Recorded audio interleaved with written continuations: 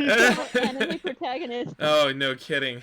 Hello, people out there in Twitch land. Ugh, hair. Good morning, sir.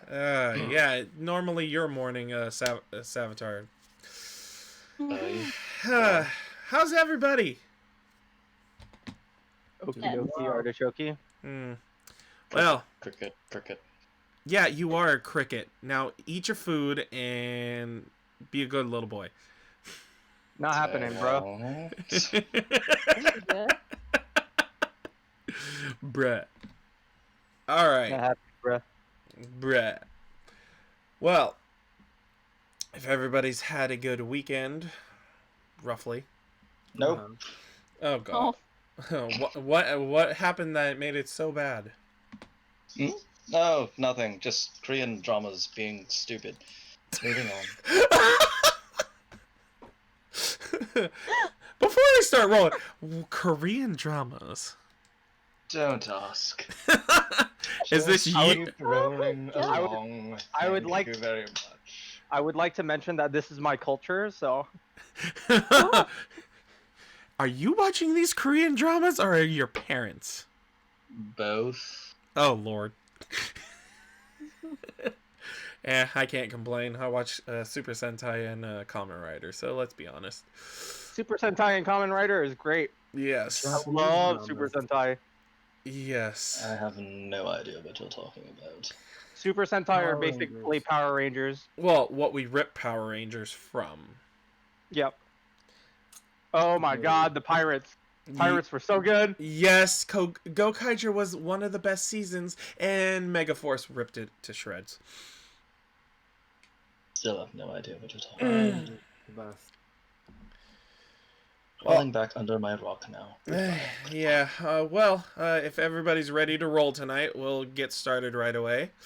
Oh yeah. Alright, I guess Kaleo is. Walking horror film, are you ready? Of course. Kenku That's Man. a new nickname now. Did I miss something? Yeah, you kind of missed the joke. Ah. Yeah. The Oops. second I joined the Discord, I hear, oh, the walking horror film is here. Because, okay, honestly, as a sidebar really quick, Alar is a walking horror film.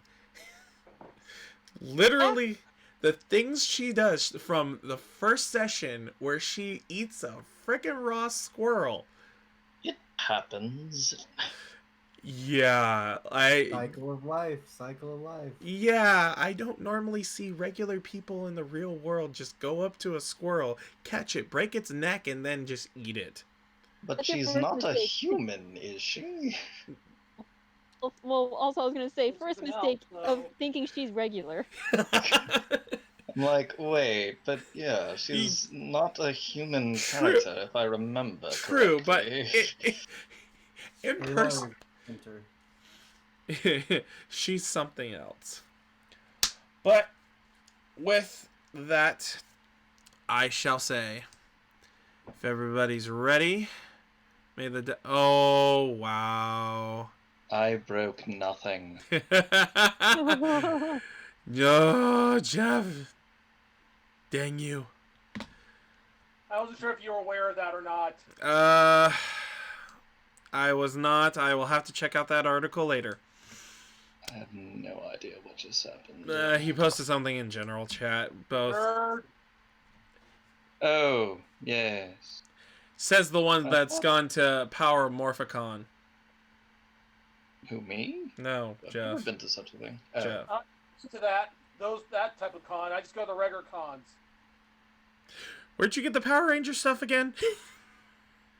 I got the WonderCon last year. Oh, my bad. I will correct myself. Very sorry. I thought about going to the PowerCon, but I just couldn't. Things came up. Nah, yeah. Get it. And then COVID happened. No, this was last year. Something else came up. Yeah, that's true. Well, alright, may the rolls be in your favor, and last session of Lost Mines. You guys are on your way out. You lost Doge to a portal. As you were riding along, it was... God, what did you guys face again? Oh, let me go back. Acid ants. Raptors. Oh, yeah, acid ants. Thank More you. raptors. No, I almost thought it was the Raptors. I'm getting to that. So you guys were starting to face off with acid ants. And out of the blue, after you killed a few, came out a giant albino death weasel, the size of a horse. Just to give people a nice little comparison there. Yeah, a horse-sized weasel. Take it in. And instead of it attacking you guys like any normal creature would, it started attacking the acid ants. And, well, Ken got really scared and stabbed it in the butt. Reasonably so. I mean, The poor little Weasels? bird-like creature. birds are natural. Birds are natural prey to weasels. Yeah, okay. As is a Doge running away from a giant cat when it says Danger Will Robinson. This is a jab at Savitar, by the way. I have no idea what you're referring to. Oh, you definitely do when you said everybody abandoned you at the hole with the giant kitty whippings. But that's beside the point. So as you guys finished the battle, you came to find out this magical, amazing weasel does amazing tricks, did a 360 barrel roll with utter grace and pristine power, and transformed into a furblog known as Mead, who is a Circle of the Moon druid, and offered his services to help guide you through the forest instead of taking the road for extra days to get to Thundertree. And with that, you guys encountered a couple things, but thankfully to Mead helping you stealth out a little bit, you were fine. And I think you guys had gotten a long rest, and we are back into the morning. So I gotta get on. Oh, I forgot to do my long rest. Boop. Done. Oops, wrong. Yeah, make sure to do a long rest, and if things don't reset for manual things, make sure to reset those. Take long rest. Confirm. There we go. La da da da da. Shin, I think was the last person to watch, if I remember correctly. Wasn't it Alar? Sure. Actually, yeah, I think it was ALR. No, I wasn't. No, Last one it wasn't the last one. I slept and awake. Yeah, you did. See, I was right. It was Shin. I'm It was like, Shin Lim. yeah. So you woke you guys all up. It's morning. If there's if there's things people want to do this morning, fix their spells, if they have that potential, if they want to go hunting for breakfast. If any of them are doing that, my Kenku is gonna waddle up to Shin if he's not doing anything and be like, Do you want to practice how to use a shield? Oh, you want to practice to how to use your shield this morning? All right. Kind of nice that you want to start off early, Ken. Mm-hmm. All right. I'll go gather like berries and small game for breakfast. Okay. Savitar, are you doing anything? I shall be hunting. All right. You give me a survival check. With advantage. I will say for you, Mead, give me a nature check with advantage. And then... Hey, that's better. Alright, so a 19 for survival for Savitar. We will get to that. And Mead again. Yeah. Oh, whoa. And then I have Oh, you have it to set to where if you have the dice on the sheet, that's the way that rolls. yeah. Am I supposed Interesting. to do it differently? If you can turn off the dice on the D&D Beyond sheet, and it'll roll out like everybody else's. Oh, how do I do that? Okay, so on your character sheet, under the name where it has the drop-down menu, go all the way down to dice rolling where it says beta, and turn it off. Okay. So those rolls will be fine for now. You got an 18, which is good. Now, so Savitar, you find, oh god, what was I looking for in my head here? There's got to be more than just. You find a small deer and a few quail, and you take them out. You get your arrows back. Mead, you get some nice berries between like wild raspberries, some wild blueberries maybe. And you know they're not poisonous because you've been around this forest for a little while now. Ken, I'm going to take the first strike at you, by the way, with the Warhammer. Nope. No, you kind of block a little bit with the shield, but then you use your speed to outmaneuver him. Go ahead and make an attack back. So my Kenku is going to strafe back and forth, and then act like he's gonna shield bash, and then instead go with the dagger. Okay. With the 13, he brings down his shield to block your dagger, and he goes, "You have to try better than that." And he'll go for another hammer swing. Okay, come on. There we go. Ooh, with a 10. You kind of bounce it again with the shield as you're starting to get used to it a little bit, and then use your speed to outmaneuver again. Okay. My Kenku is going to run up to him, and then he's going to use back on back. He's going to roll over his back and then try to stab him in the side. Ooh, okay. With a 19, you get into the chainmail, but it just stops you. So, unfortunately, it doesn't hit him. He's like, okay. And he'll take one more strike at you. Okay. Perfect. Thank you. That was perfect. An 11. So I'm pretty sure you're going to use the momentum as he's trying to swing with it with your shield, and you kind of ride it back with the shield and land on your feet.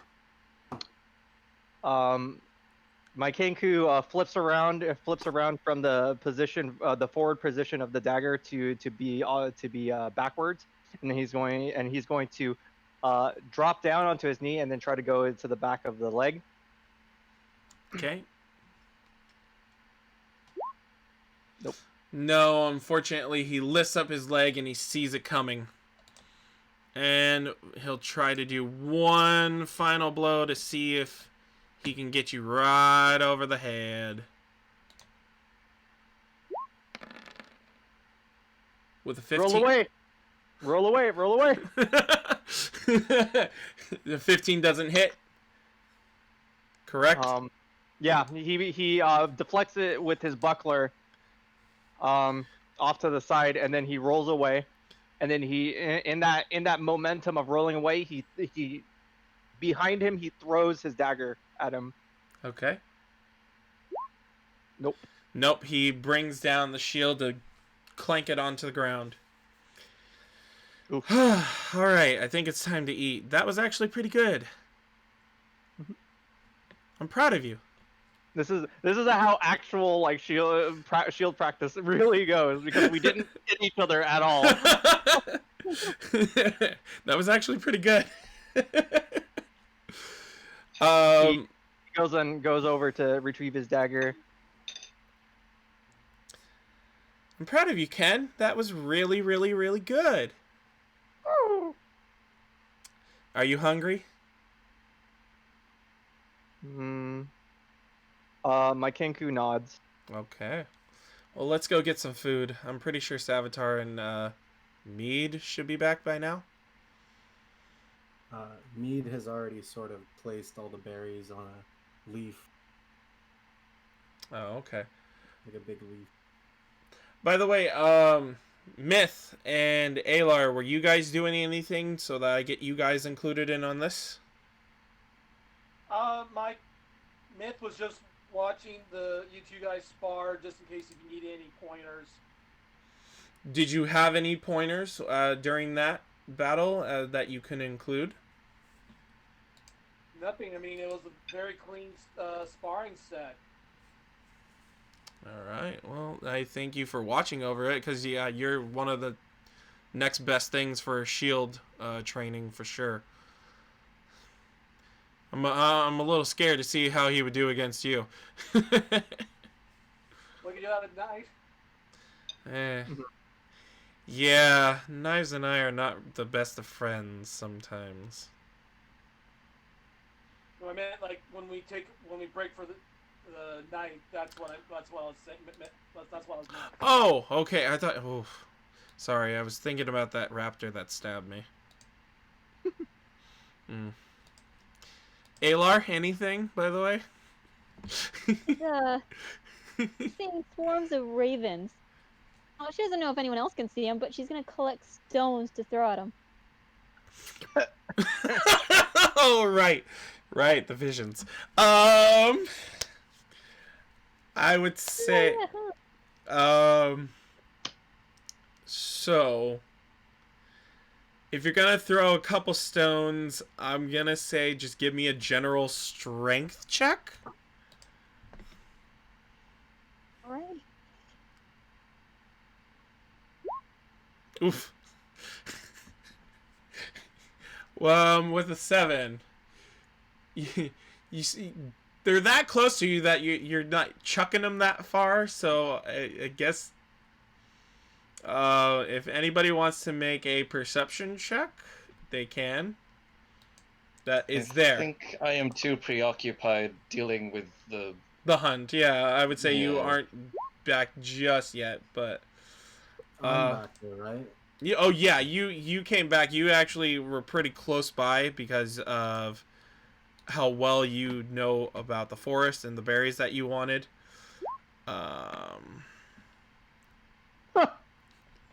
Why do I Nice. get this? Oh man. Oh my It's god. always this stuff. Someone is awake today. He hasn't had his alcohol. Shin's a little too proud. He's too sober. I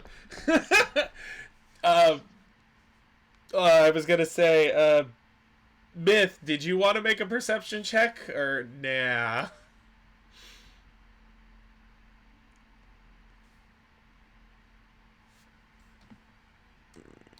Uh-oh. Did I already Did we lose Dude. someone? did I already lose Myth? No, I'm sorry. What were you asking? Oh, did you want to make a perception check at this rock throwing thing or nah? Oh, why not? Okay. Did I see it? Let me see what his roll is. Ooh, wow. Okay. So I would say Ken, you're just like this is probably her. You see it, but you're like,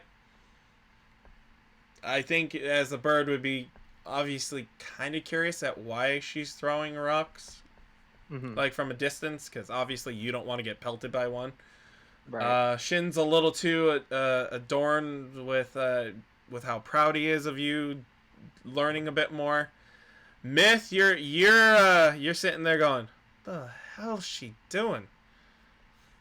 And Mead, Sounds about right. you're sitting there like,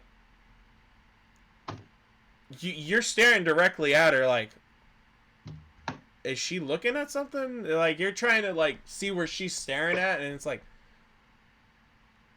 What are you aiming for there?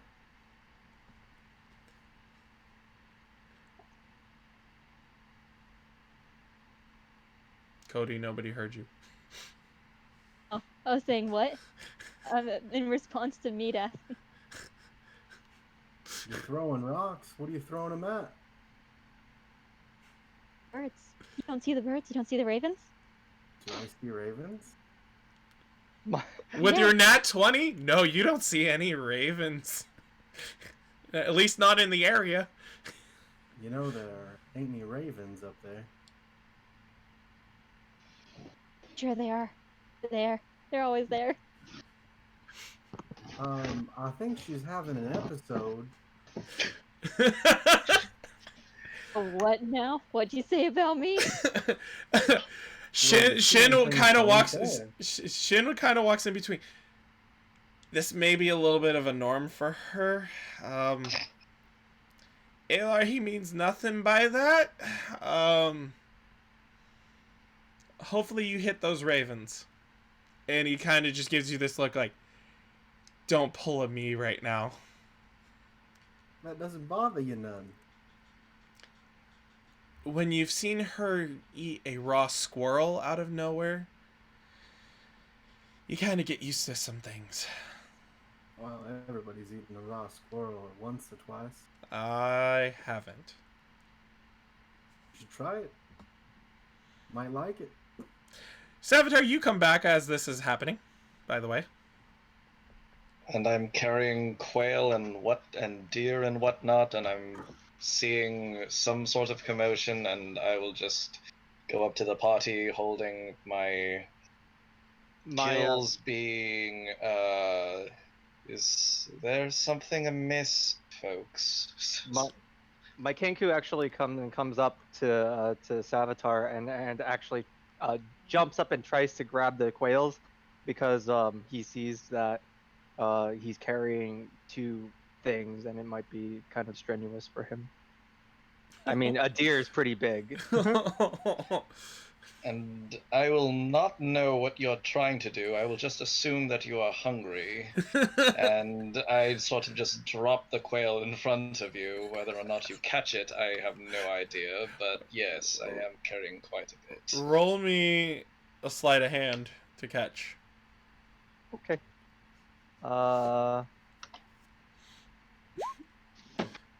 Nice. With an 18, you catch the quail. And he just stands there for like not really presenting it, but just like holding it right next to him. So yeah, Shin kind of looks over at Myth and goes, "Do you want to tell him or should I?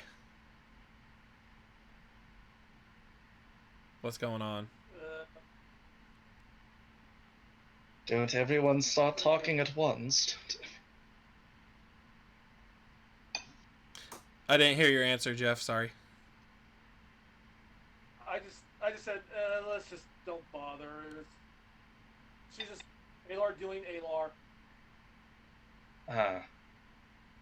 Well, that's enough information for me, I suppose.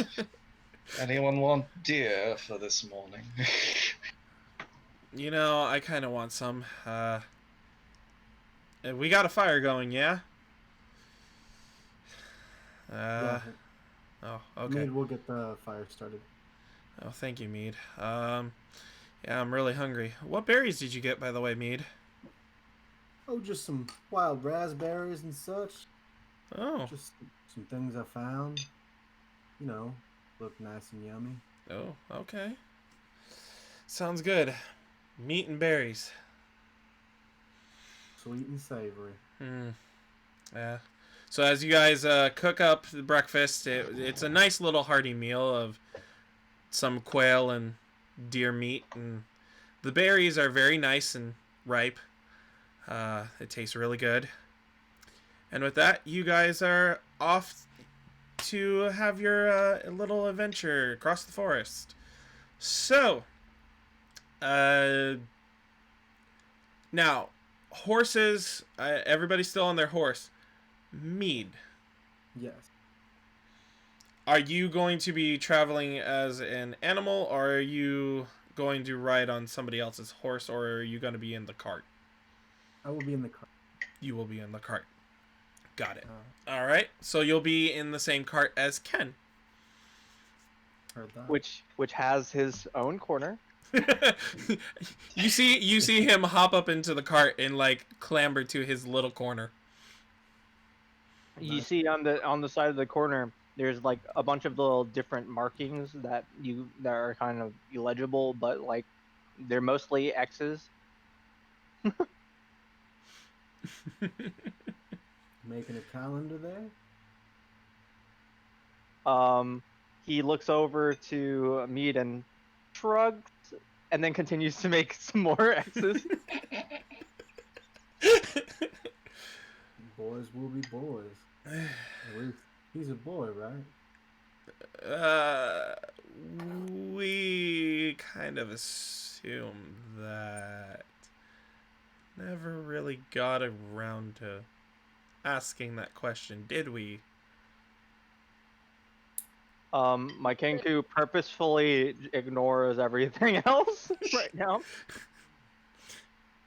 What were you gonna say, Cody?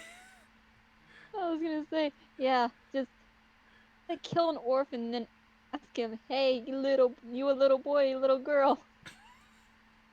Professor Oak. Oh, Lord.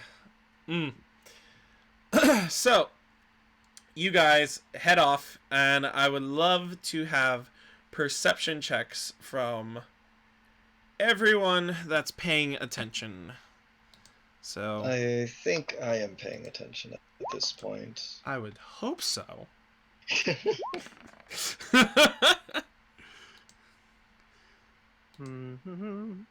Alar's not paying. She's still looking at the birds flying. All right, with your perception check, make me with disadvantage. Who? Alar. Alar. Yeah. My Kenku's not paying attention at all. He's You- making markings on the cart. Okay. Wow. Whoa. Damn. Damn! Damn. So much for the Ravens distracting you. Yeah. Okay. Impressive. What ravens? Yeah. No. So you're like, you kind of shake your head and you're like, okay. No, there's no ravens here right now. Oh. Okay. What's going on? With a 17, 16, and 20. You guys are riding along. It's roughly close to now, I want to say 10:30 in the morning. Let me double check my map to do things really quick, because I want to make sure if I say anything, I want to make sure. You guys are actually riding along. Unfortunately, Ken, since you're not paying attention, your pendant's starting to glow again. I should probably notice that though, because it's on me. Yeah, different from around. Yeah, that's true. You see it glow. Alar, you hear some noises of roars and growls. The same with everybody else that at least got over a 15. Can we So- tell how close the noises are? Hold on, I gotta readjust something on the map so that makes more sense. My Kenku is going to actually, with moderate volume, not loudly, just enough so that the people around can hear me. Say, He's learned.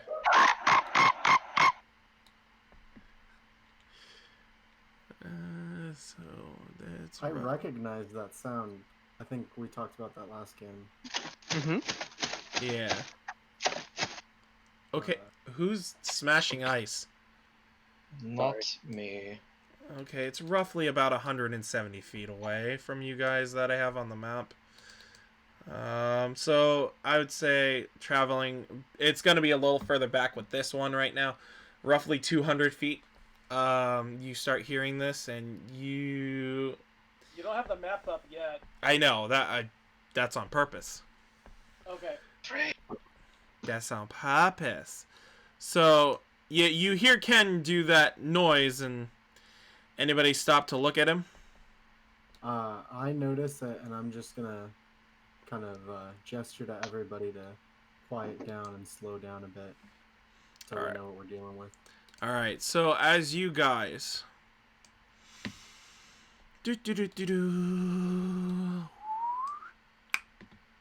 come on to the scene,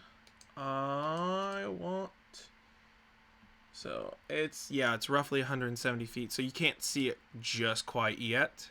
Everybody has control of their tokens, by the way. So if you guys are going to move up, let me know what you guys are going to do, so then I can... And each of these squares is 5 feet. Okay, so we are hearing noises. I will proceed cautiously forward. And you are told that the pendant's glowing, so you know there's orcs or goblins somewhere. Right. How about I dismount off the horse and move into the trees to the right to see if I can see anything from an elevated... Alright, so what... How tall are these trees exactly? Are they climbable? Are they short? Are they... It's your standard tree, like that you would probably have in your front yard. I don't have any trees in my front yard. There was my wrong choice of saying that to the one person that I would probably think that. Lives under 10,000 rocks. Let us remember that. Yeah, 10,000 rocks. Got it. I would say it's roughly 10 feet. 10 feet tall. Good enough. I will opt to dismount the horse and scale the tree to see if I can see anything from the top. Roll... Assuming I need an acrobatics of some sort. I was gonna say roll me athletics. Oh. Well, this will end badly. Unless you can give me a reason why... Yeah, that'll end very badly. You start getting up, you're about 3 feet off the ground, and the branch snaps under your foot, and you land on your butt. So go ahead and move your character towards whatever tree you were trying to climb, by the way. Yeah, you know. This useless thing. Piece of rock. You guys just hear crack and poof. There's no fall damage because that was less than 10 feet. You alright, buddy? Too much deer? I am not even going to entertain a response. Was the tree fighting back? I am just going to stare at the tree angrily and potentially attempt to climb up it again unless something else happens. I assume everybody else should attempt to take an action, or at least elect to take an action or not before I attempt to do that again. Fail miserably. I dismount from my horse, and I'll just move up to here. Okay.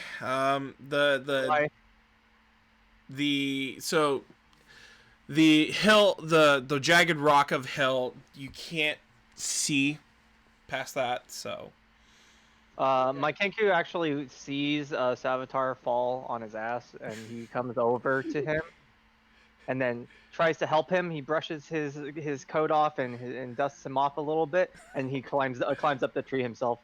All right. Roll me a. Do I need to? For Because for flavor's sake, even with a nat 1, I know how your thing kind of works. So go ahead. This is for flavor. Your specific. athletics. Yeah, roll me in athletics. Unless you. Okay, I was gonna say unless you have a reason to say acrobatics, which I was gonna say. If you can explain it, then roll acrobatics. So I'll let this one, like, if you want to try to explain how you would use acrobatics in this situation. Before. No, it's fine. I'll just use my athletics. I do have my second story work from my class feature though. So you kind of start climbing up, and then you like realize, oh, this is the side he broke the branch on. So you kind of hop over a little bit and you clamber up. You're like, I can't get a hold on. Okay, yeah.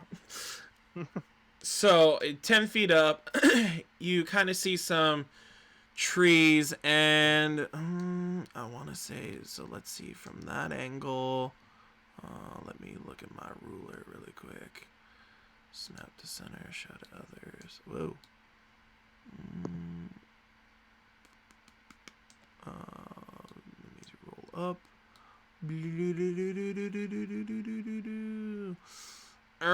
Yeah, you don't see anything just yet from that vantage point.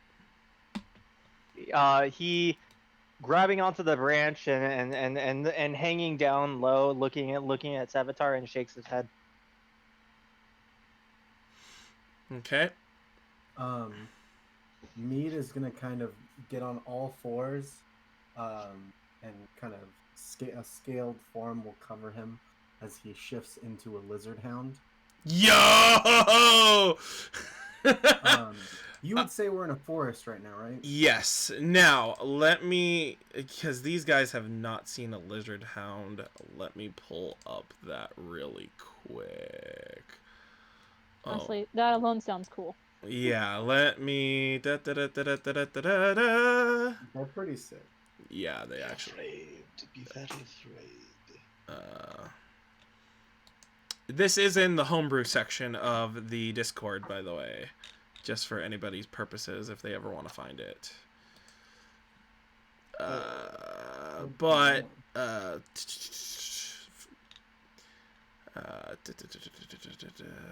let me go to playable slugs. No, it's much further up, in that. They're so cool. View my homebrew creations. Go to lizard. Oh, here it is. Oh, wow. Okay, well, I'm still gonna post the picture in the Discord. Just give me a second. View detail page. It was posted back in April. Oh, okay. Yeah. Wow. Damn. That's a long time ago. Dear God. Ba-ba-da. Oh, lizard hound. Yeah. Found it. Boom. I'm just gonna post it in the picture in the chat if somebody's not looking. It's not loading anything. Can I take a sledgehammer to this laptop? No, you are not allowed to take a sledgehammer to that because that's the only way you can play. Damn it. Okay. There we go. Just posted the photo in the Discord chat. They're so cool. They look like lizard Mabari warhounds. That is awesome. Oh, Jesus. Well, hello there. That looks like something from Monster Hunter, actually. Yeah. And I'm gonna move over here. Yeah, I specifically gave him this one. Hold on. Oh, I forgot to make a token for this damn thing. Damn Good it. job. Make one right now. Hurry up. I would have to pull up my Go, other go, go. laptop, unfortunately. I'm pretty sure they're medium, so it's fine. Actually, yeah, they're a medium-sized creature, but would have been cool to have. Next time I'll have that ready for you. I was not planning for you to go full Lizard Hound. And I'm For going to like try to stealth, but also really quick, see what I can see. Yeah. I wish I had. You know what? Really quick upload. All right, you're gonna stealth. You said. Yeah. Okay, go ahead and roll me a stealth. And I have advantage while in forest because Ooh. of the Lizard Hound. Yes, you do. All right. So.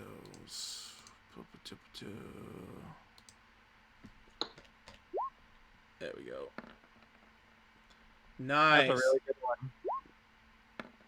You with the soft 20, yeah, definitely. I'll take the 20. Yeah, with the soft 20, you definitely can stealth.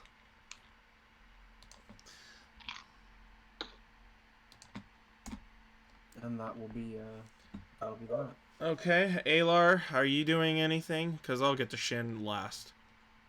After seeing our new member turn into a giant lizard hound, makes you a little dumbfounded. Like, you know what? I'm gonna follow. She's not gonna go in the same path. She's gonna kind of follow behind the trees. Hidden, Okay. but just like I'm a buddy up with him. Roll me a stealth. Pull that up. I'm really quick making a thing so that I can at least show it off for the stream. Ooh, with a 10, yeah, you're far away enough. You trip over some branches a little bit, but don't fall over. And then you clamber into the tree area and hide. Just so that everybody on stream can see this if they're there. This is what a lizard hound looks like. So yeah. Beefy boy. Yeah, it's pretty badass, not gonna lie. These things were given out by Monty Glue from the Unexpectables. She kind of had help making these, and she said anybody can use them in their campaign. So That's cool. I was like, they're friggin' awesome. They can be used as mounts, so somebody could ride you. Just to give you context there, Mead. Perfect. Great. My Kenku is gonna have a mountain. You have a mount of either a death weasel or a lizard hound. So, Shin with his Found him when he was a weasel, so Shin's gonna be like, well, you know what? I'm not even gonna try to stealth that much. So I'm gonna, since we're not too bad here, roughly gonna head in the same direction as Myth. And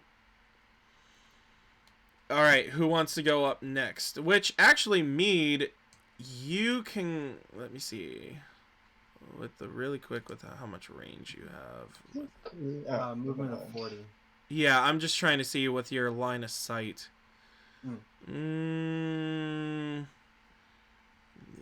It's kind of hard to call that one because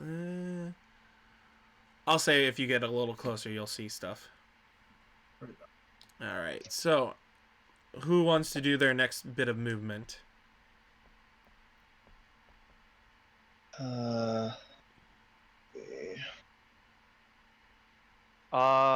Since we're not in turn order or anything right now, I think I'll have my character go stealth and try to move up closer. Okay, so you're coming down from the tree? Yep. For So for craps and giggles, just to see how badass you come down from the tree, give me an acrobatics. 15. You do like a little dive, catch a branch, and do a little flip in front of Savitar. So you land in front of Savitar. Okay, and I'm gonna do stealth real quick just to make sure that I don't get spotted while I creep up. Ooh, That's not very good, but Yeah. he thinks he's stealth. Yeah. He's gonna go try and get behind one of these rocks and take a peek over here. Okay, So, go ahead. in between these guys. All right, and all right, give me. I think it's right here, wasn't it? Yeah. Yes, it was. Yeah. So at that rock, you are clunkily hiding behind it. Let's see.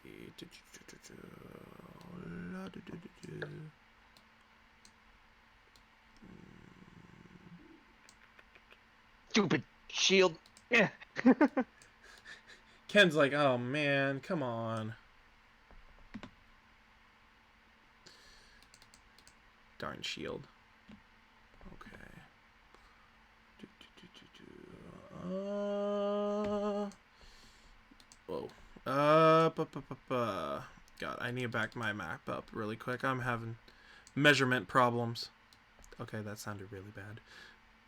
Don't we all? Ken, give me a perception check.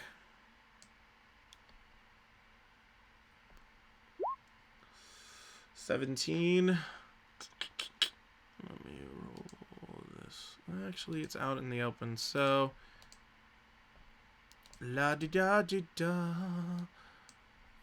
GM layer. Wow, it would help if you had the click tool on, not the measurement tool.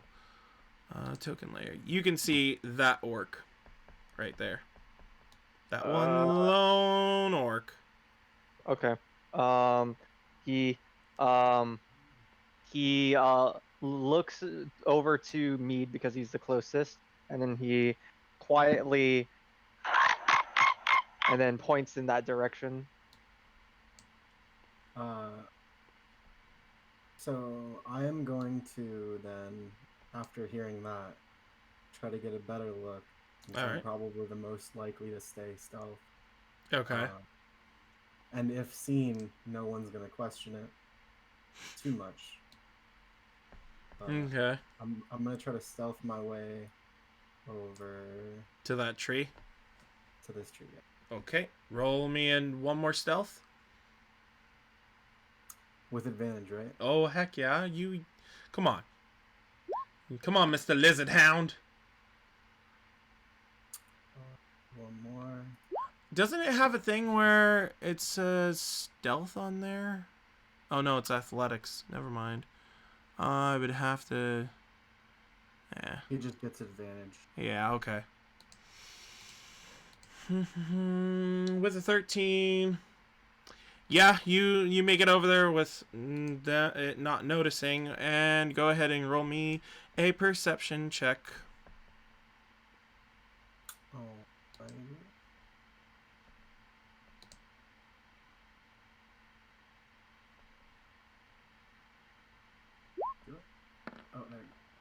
Oh, there. I'm using 5. it perception, right? I think that's how it usually works. Yeah. Yeah. So yeah, with a 5, you're kind of like you want to look, but also now does it? Since I've not played a druid myself, does the creature's form affect your brain at all, or is it your full thinking? It's just It's my full thinking. okay. Then I was gonna kind of polymorph would be you would have the creature's intellect. Okay. I just wanted to make sure I had things right. You're just kind of like you kind of stealthed yourself a little bit better than you thought you would, so you can only see that orc. I'll have to reposition it. Yeah. I'm gonna let everybody else go first, but if I can, I'm gonna probably try and call over a Savitar from my location. Okay. I was intending to move somewhat around this area anyway and attempt to climb up on the tree on that side of it. So But, like roughly around here. Like, yeah. Okay. It's not. Well, I- mhm. Yeah. But depending on what the Kenku does, I may opt, and especially after I just gracefully fell down on my ass, will probably end up being distracted by the Kenku instead of actually climbing up as Well, my I Kenku, move towards him. my Kenku is just waving his arm over, so that he would come, they would come over, and he's still pointing in that direction, kind of discreetly. Okay. Okay, so do I should be seeing him waving his arms as I'm moving closer, yes? Yes. Would I be able to see the orc that he is pointing at this point? Go ahead and roll me a perception with advantage because he is pointing in that direction. Just to see if you get a nat 20. Nope. With the 22, yeah, you I definitely see that orc from that vantage point. But you're not entirely sure if there's anything else over there. Right, and he is stupid crazy far. Yes. Alright. There's a point to this map being kind of like that. Well, at least we're not dogs that are having issues with wind. So that's somewhat helpful. All of a sudden, Pug comes back. I'm just kidding. To be honest, if my Kenku just underneath it all doesn't feel okay with this scenario. It feels like an ambush. Okay. I mean, at this point, like, I see the orc, I can't shoot it because it's too far, and everybody else is not exactly in a close enough range for me to subtly address it. Let them know that there is something up ahead. So I'm not entirely sure what how to proceed here. I suppose I'll just draw skeletal longbow and just stay behind the rocks and see if anything else happens. And I will hold action, I suppose, if I see an enemy. Well, I don't know how many hold actions I can do, but if one of the allies moves closer to us, I would want to try to signal them to get behind us or come to us instead of moving further up ahead. Shin kind of moved up further ahead. Well, then, there he goes. Well, you know he does have the highest AC, so... Right. As a player. Then I will proceed to move behind this rock, I suppose. How tall is this rock? Can I see above it, or... About 6 feet. 6 feet up. Yeah. Okay. Myth, you moved, or are you moving towards your fellow comrades? I'm moving towards the group just because the majority over there, I thought, well, let's just be nearby each other in case we need backup or to cover each other's rear. Since you're within past that tree line, you'd probably also see my Kenku pointing in a specific direction. Yeah, but given where that orc is positioned, I don't think my guy will be able to see him at all.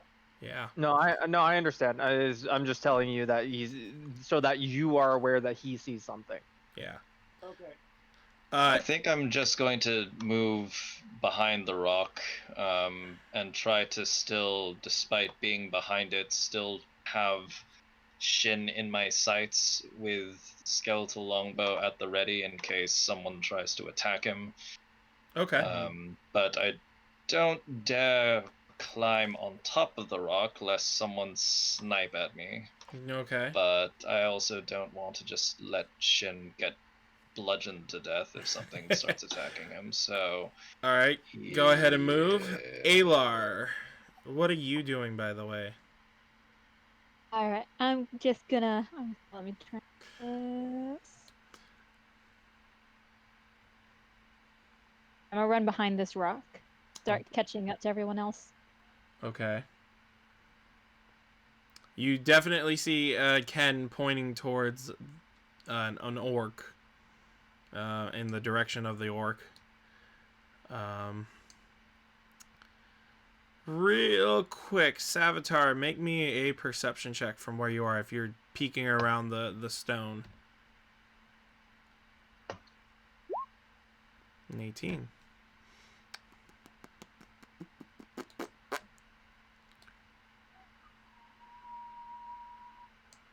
I'll say these are revealed. You see an orc and a bear folk fighting each other. Interesting. How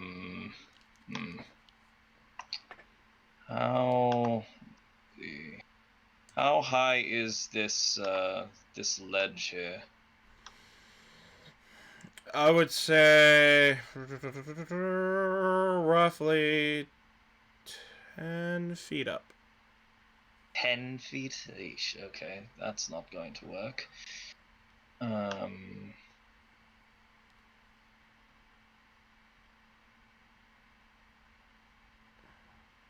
think I will move, just continuing to just try and use whatever cover I can find. I'll move to the tree to the north. Okay. And God help me, but I'm going to try to scale it. Roll to athletics. try and get a better vantage point. This is going to end badly. 17, could be not worse. bad. You start scaling it. That tree is roughly 7 feet tall. So, give me a perception check with advantage. It's a short tree. Nah. You consider 7 feet short? Well, there are people who are 6 feet tall. Yeah, that's true. Apparently 22 is my lucky number today. Very nice. All right, let me do a little bit of. Let me see. No, not that one, but token layer. 7 feet tall would be like your average size Christmas tree inside a living room. Yeah. Okay. Isn't Meat any human in his in his normal form, like 7 feet or something? Yeah.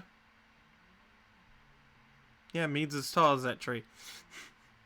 Yeah, basically when I'm in normal form. So, as you're up on that tree, you definitely see a couple more orcs, an owl bear, and an ogre, but the owl bear is fighting the ogre.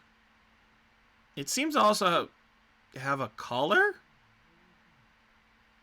Question mark? The ogre or the owl bear? The owl bear. Interesting. Still too far to snipe at anything. Well, actually 70 feet I could hit One thing you do notice about but the coloring of the collar matches what the bear folk is wearing. Where is the bear folk? This thing? It's the one with the white. Kind of closest to the bottom. Okay. Yeah.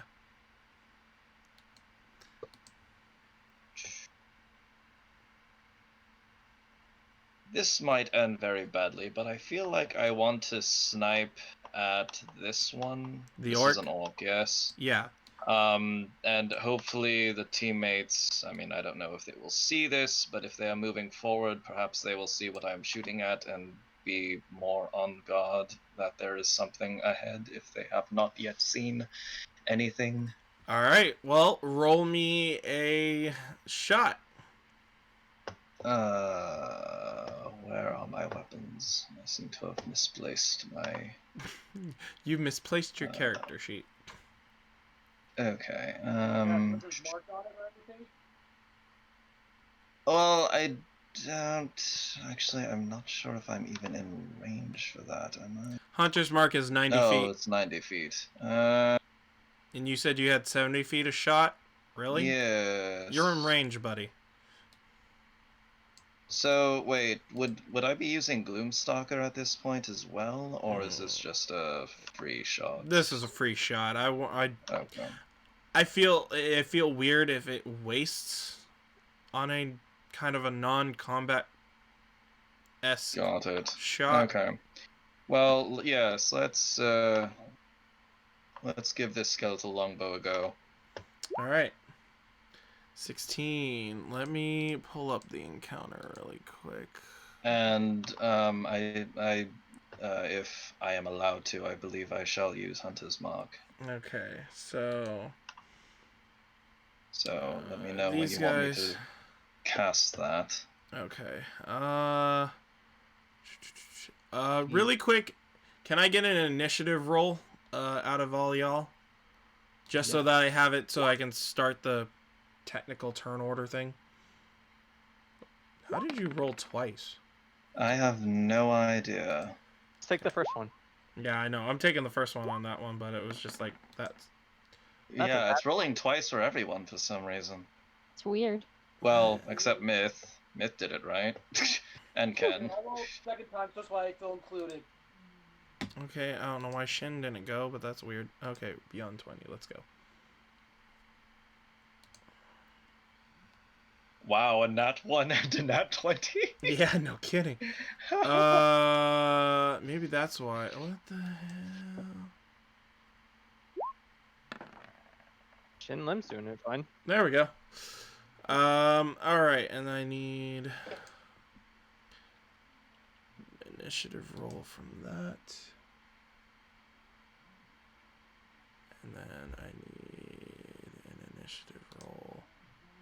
Ooh, why did that photo come up? That was scary. That, and this. Okay. Now let me double check my.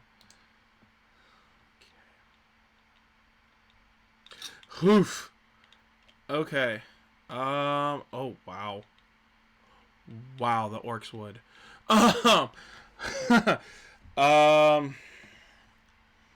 So let me get this down. So we're starting off with Savitar at 27. I'm just getting all the characters really good. That's really weird that yours says 20.19 still.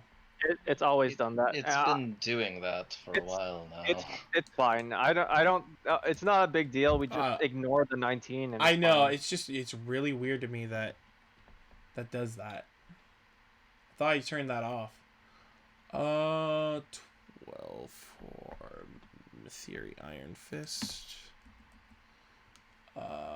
Alar, a natural 20 with a 22. Shin got a 12. And then scroll down for Mead. Mead got a natural 1 with a 2. Ogre got... Okay, so now I gotta check what this is. Okay, yeah, they got those. Ogre.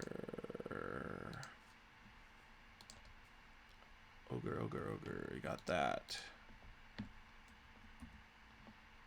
Owlbear.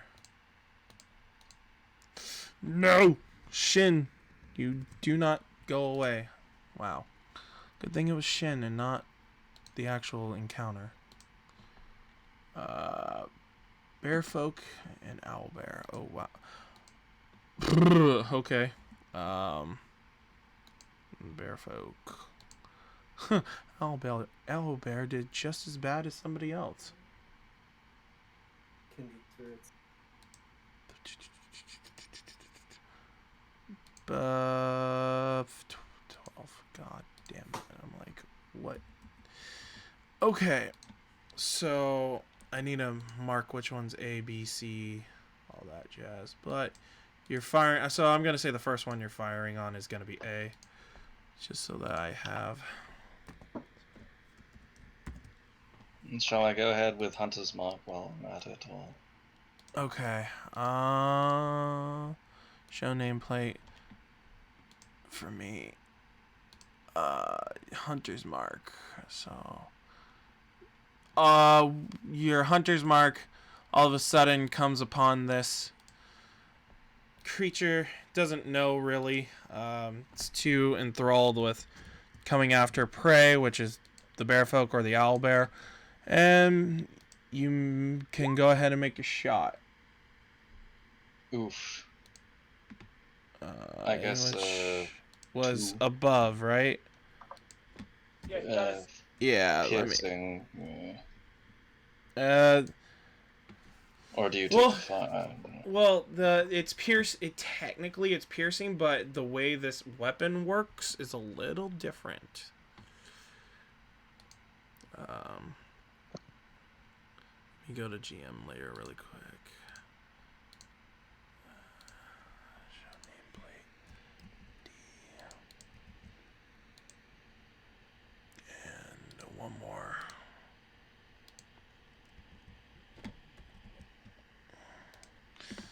Perfect. Alright, so you take a shot. Blap, blap, blap, blap. Skeletal Lombo. So, you see this ethereal, like, white and misty black arrow come as you pull the bowstring back.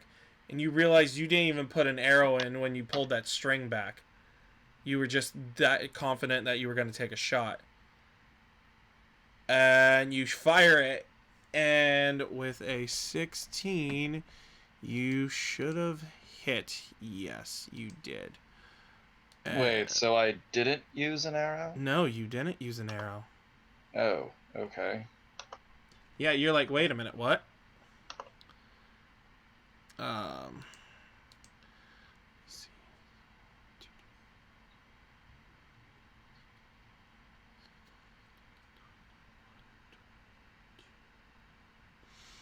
I'll give him that. I'll give him this much. So you hit him for 6 damage, and then your hunter's mark, even though it was necrotic. Wait, why did that? That's the wrong orc, you piece of junk. I broke nothing.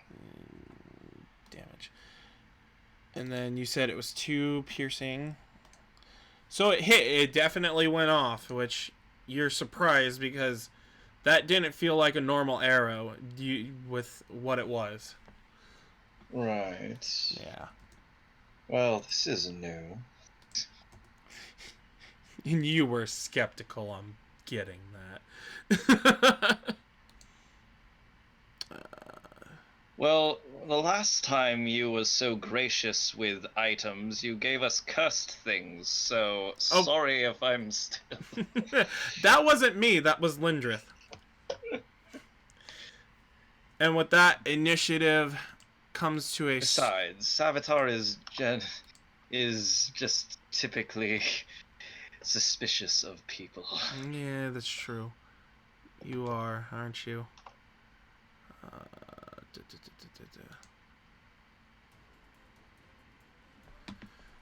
Alright. Music's not too loud, correct? You're okie dokie. No, I don't hear anything. I was playing my own thing for Oh. a while, but Okay.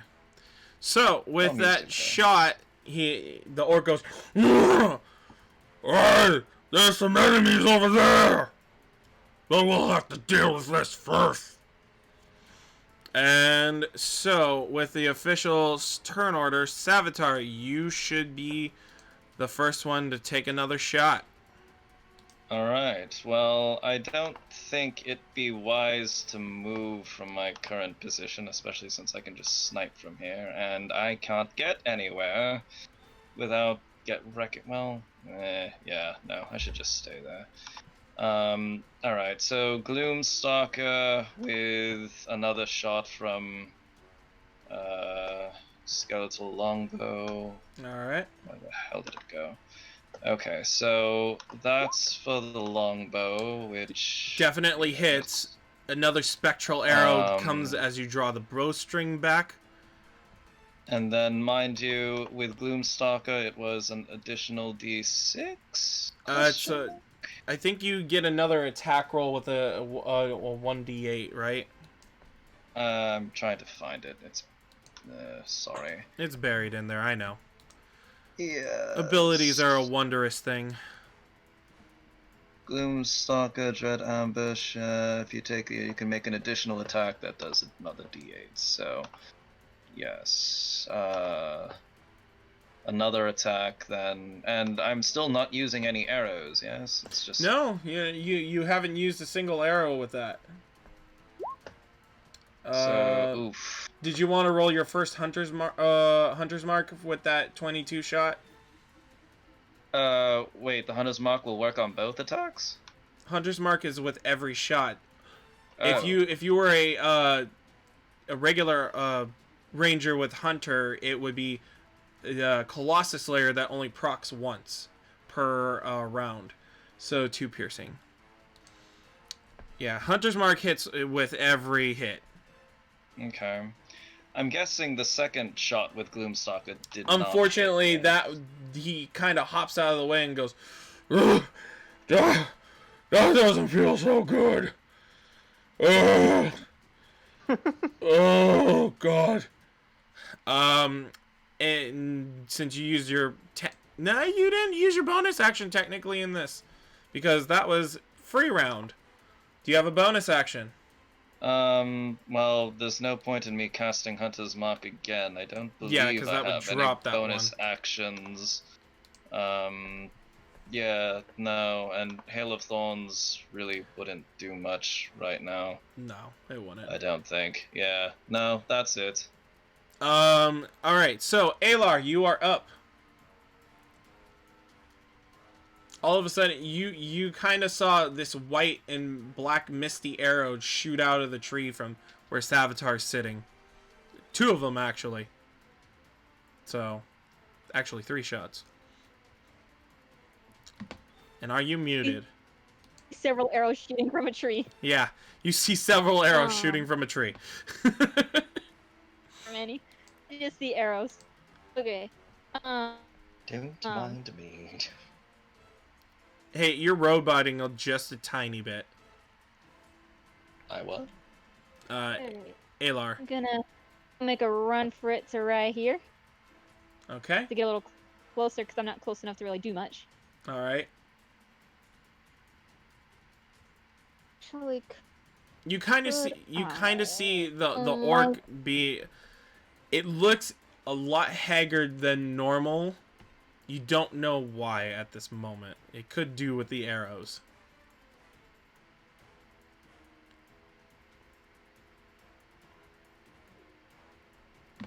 okay, yeah, I'm gonna wait till I get closer, so that'll be my turn. All right. With that, it is now the orc's turn. So 5, 10, 5, 10, 15, 20. Actually, move right there. That's a murder sandwich right there. So, I'm just gonna reveal token layer. Those 2 are going to go after the owlbear. They're going to get a +2 on their hits. So they're going to do a great axe.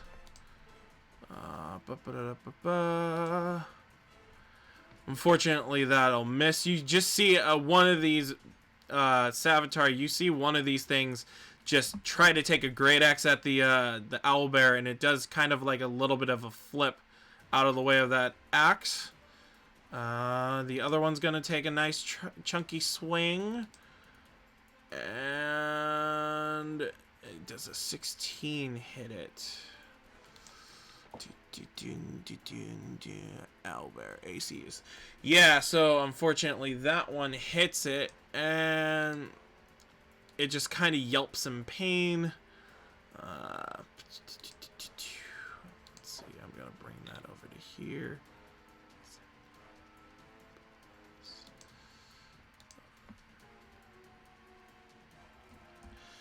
So that took, God, I have to like the reason why I have that GM thing.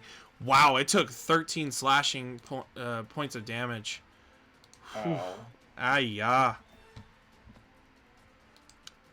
It's that the owlbear kind of screech roars at it, and it's not happy. The other one that's in front of the bear folk's gonna try to take a nice swing at him. And throws a great axe swing. And an 18 should hit that. Oof. Oof. Bear folk. Yeah.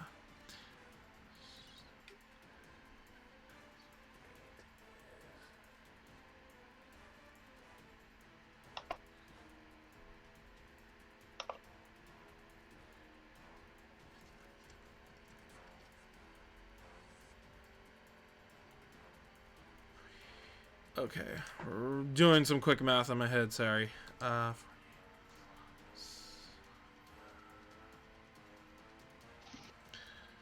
my god. Alright, so that took, Lord have mercy on my soul, 9 points of slashing damage. Oof! You see Savitar as the axe cleaves into the hide armor, and kind of, you see a little bit of blood spurt out of its shoulder. Out of the owlbear? Out of the bear folk. Oh. Yeah. And How bad? Okay, so he looks pretty badly injured then. Yeah, he looks injured, but not yet. You've faced these things before, so that they're kind of hefty boys, but still. The first one, not happy that it got freaking shot, is gonna try to move 15, 20, 25, 30 towards his target. The other one, 5, 10, 15, 20.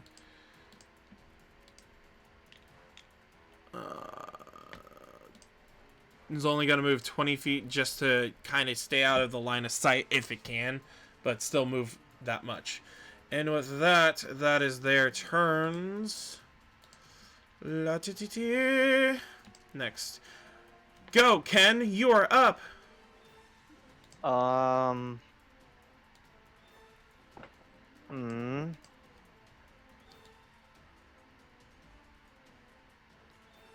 So my Kenku doesn't really know how to stealth out in the open, and mostly stealth in town where there's things that he's familiar with. So he's gonna grab a couple branches and with like leaves on it. And freaking anime stealth. Yeah, he's gonna grab two branches and he's gonna act like a tree. Oh my god. He's gonna go over here-ish. Okay. Roll me a stealth. And this is gonna be a bonus action, right? Wow. Impressive. Freaking roll 20. Yeah, you make the... I'm really... tree. That's an odd tree. It's very blue and green. Oh, okay. Wow, is that all that you're gonna do? He has become one with the tree. I don't really have any ranged attacks that can reach them at this distance, so no, I can't do anything. So yes, I'm gonna just hold my action to see if any of them come near, and then I will attack them if they get too close to my friends. Alright, well, with that, it's now the ogre's turn, and the ogre is gonna go after the owlbear. And it's going to take a nice club swing. Great club. I would like to remind everyone that my Kenku is a child, so Save the child. Save the child. No So one's attacking him yet. with a 12, the owlbear just punts with his mighty paw the great club out of the way and just screeches in its face. And so that'll end the turn of the ogre, and that'll bring us to Mithiri Iron Fist.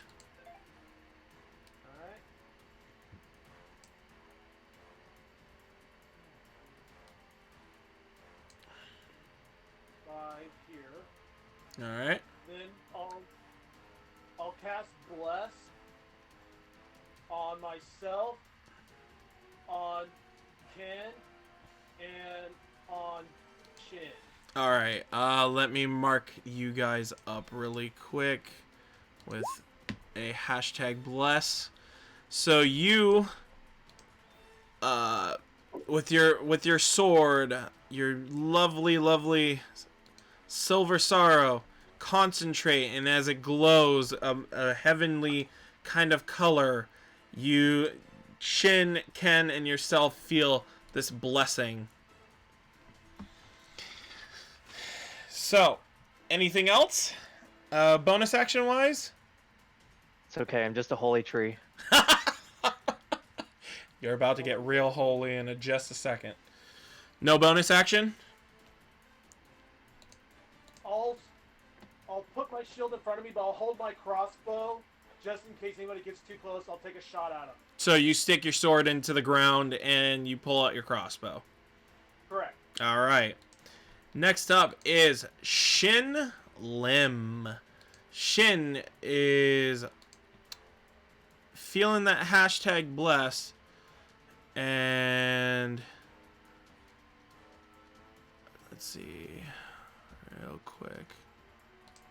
He only has 30 feet of movement. 5, 10, 15, 20, 25, 30.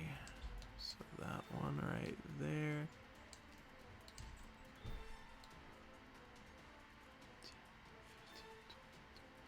Right there. Going to look at his spells really quick. And is going to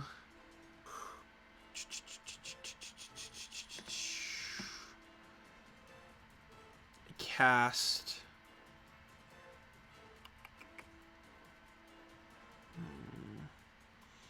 he's going to cast Shatter. And since that's the only one he can see, he's going to cast it on that one. So,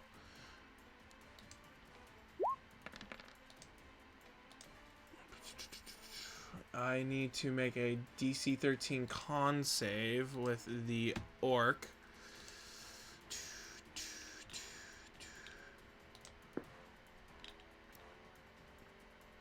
Go for the con. Go for the long con. Come on. Oh, unfortunately. So, all of a sudden, you hear this cacophonous boom! And you just see red paste everywhere. That orc is no more.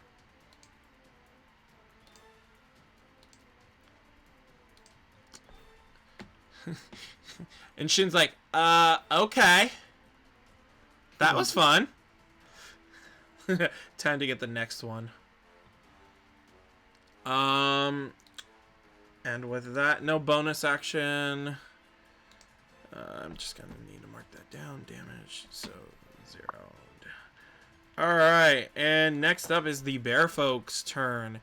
It is going to take a nice triple swing at that orc right in front of it. So he's going to take 1 swing, 2 swing, 3 swing. Oof. Oof. That sounded unpleasant. Oof. 2 of those hit. So let me go in order really quick. So first you see him take out a battle axe, and you just see him come down and swipe across that orc's chest, dealing, and that one, let me double check which orc that is. That is Orc B. So, Orc B, you see him take 9 points of slashing damage. And then, as he brings down for his jaws onto the neck of this orc, he hits with a 22 and deals 10 piercing damage. Impressive.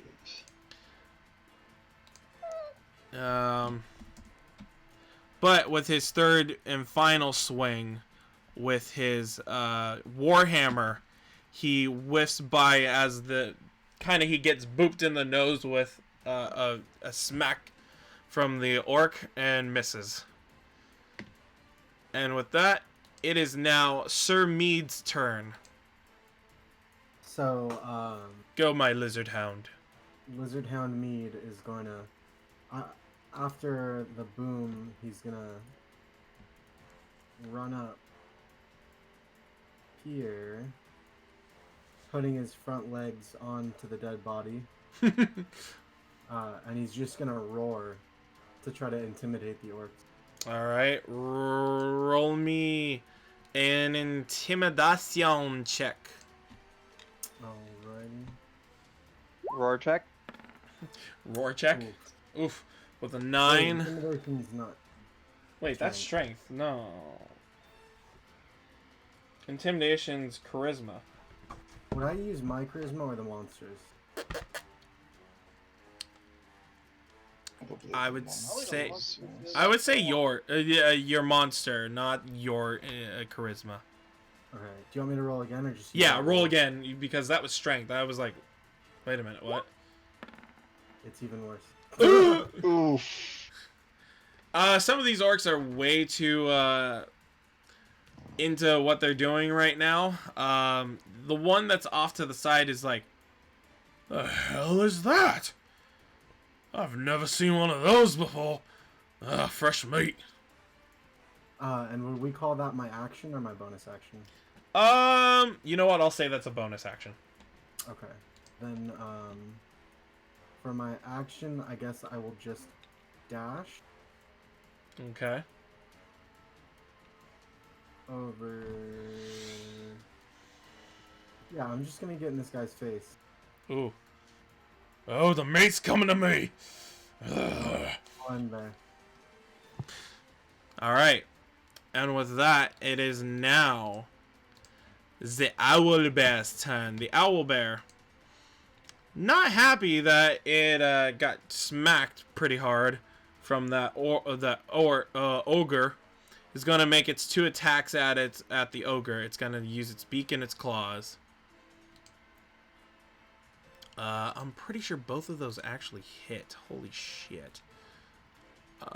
Yeah, AC's 11. Yeah, both of those hit. All of a sudden, you just see, like, it gouge its beak right into the chest of this thing. And it does 6 piercing damage. And then, after that, it comes up with this huge, massive left rip with its claw right under the chin and does 8 points of slashing damage to this ogre.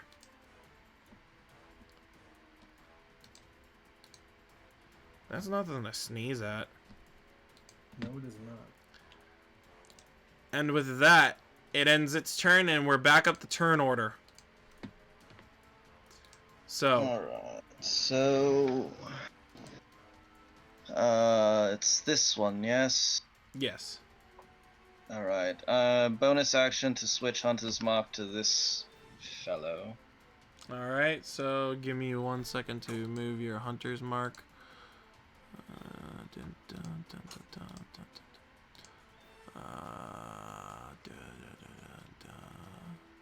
Okay, hunter's mark is applied. Okay, and firing another shot from skeletal longbow. Alright, go ahead. A 16 should hit. Yeah, And 16 definitely hits.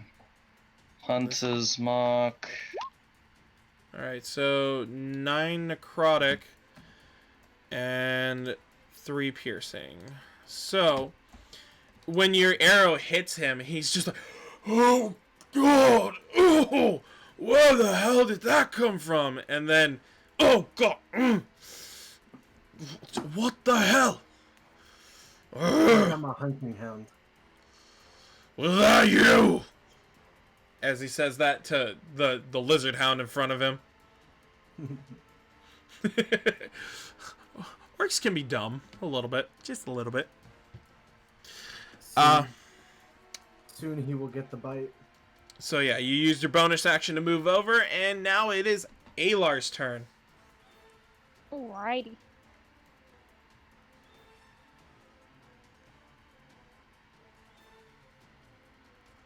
All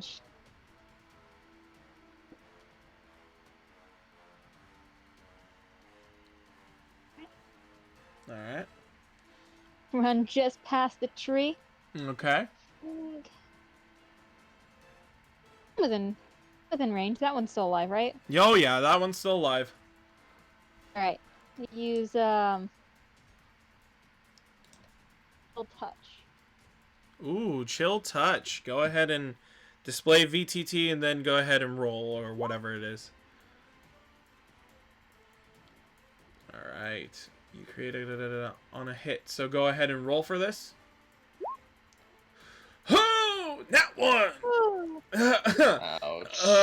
Let me roll severity really quick. Not good. 31. The spectral hand. Mead, you kind of feel this weird dark chill.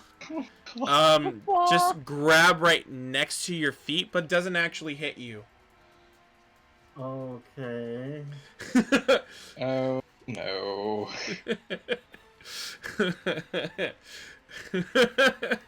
I'm off in the distance. I can't quite tell who it's grabbing. I'm just cheering it on like, yeah, grab him, grab him. Doing the happy dance, trying not to get grabbed. Well, bonus action?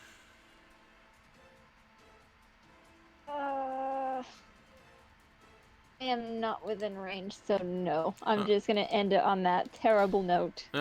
Alright.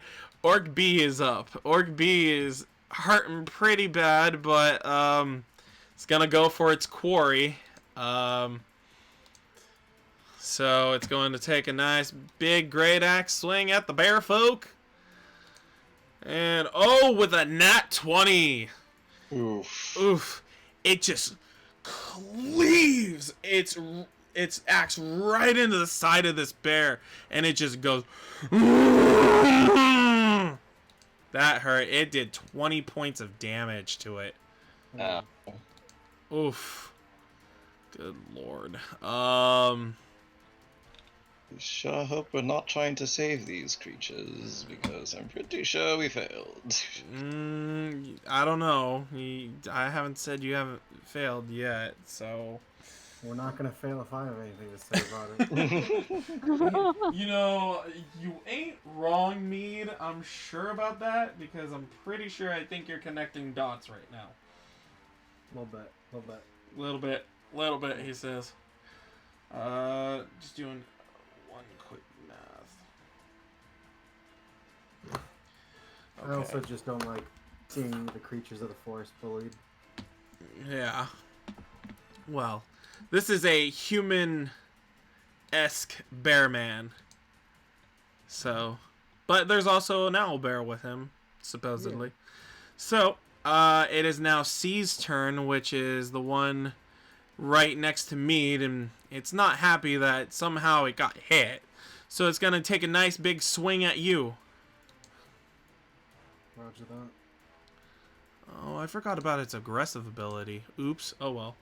With an 8, that doesn't hit the lizard folk, correct? Or It did not. Okay. So it comes down with this swing. What do you do to move out of the way? I'm still happy feeding away from the chill touch, and I just happened to get out of the way. Okay, I'll take that. I like that.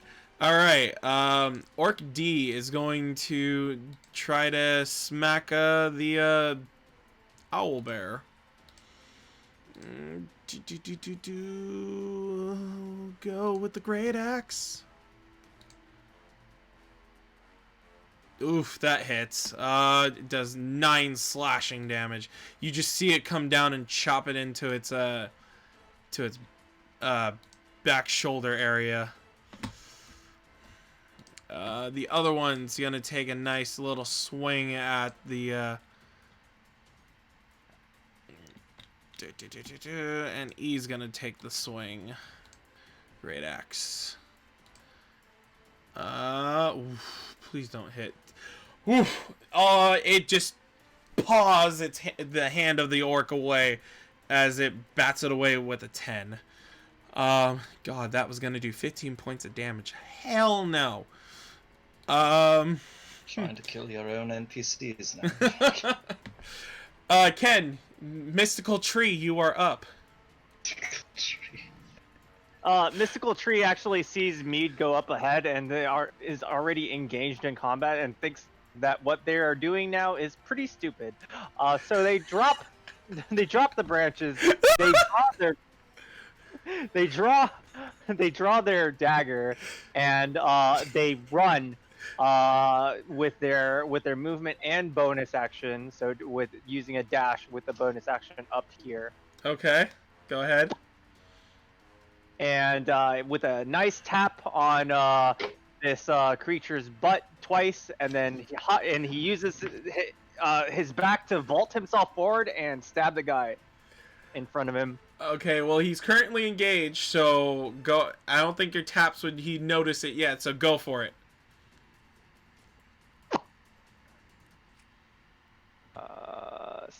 Stab. Where is it? Oop.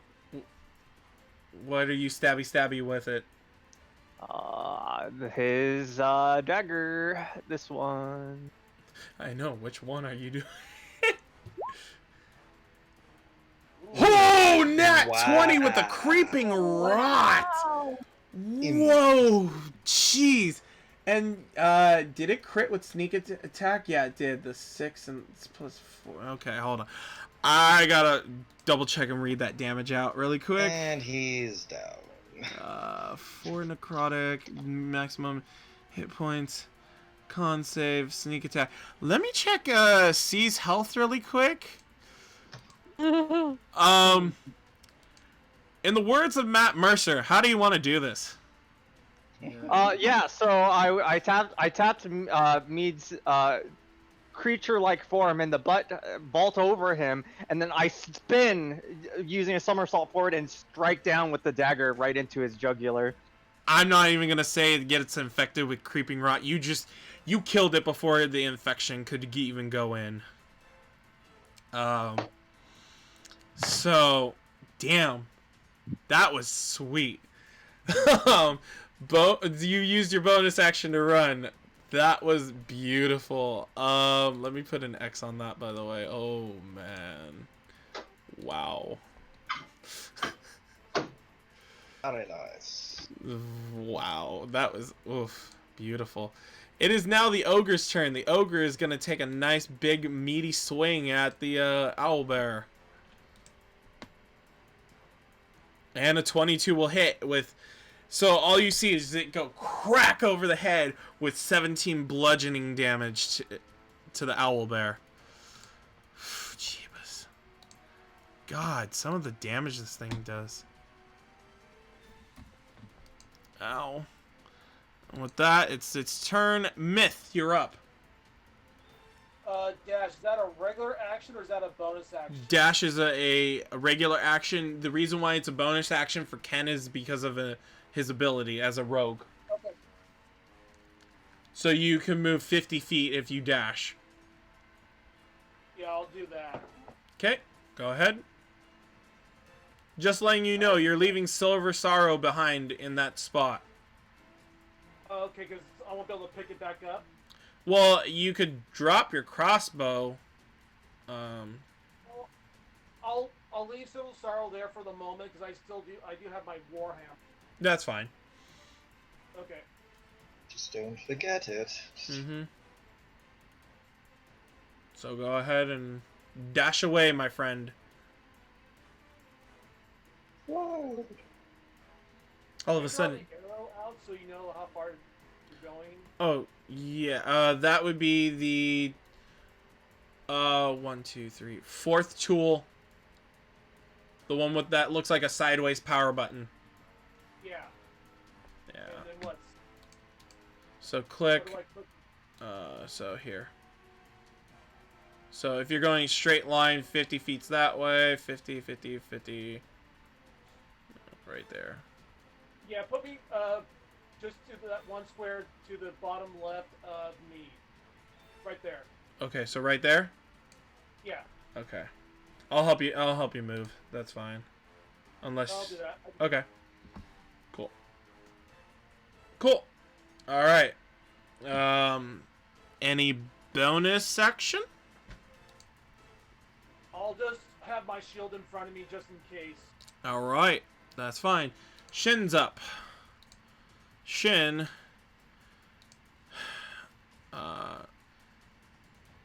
going to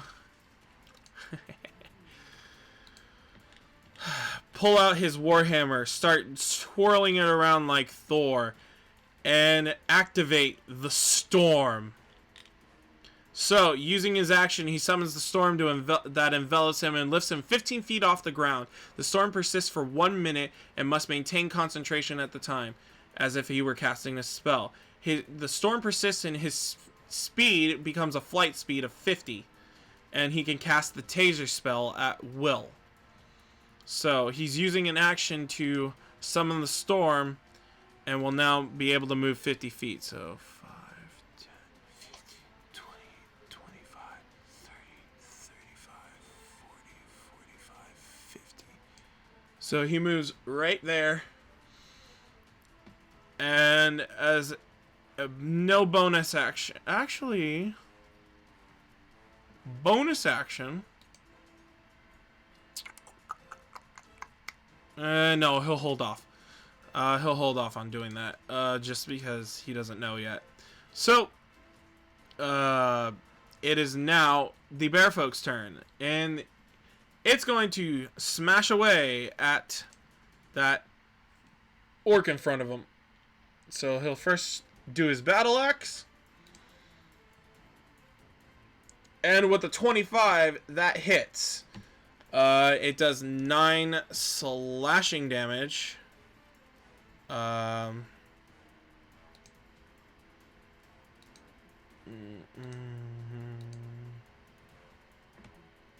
see.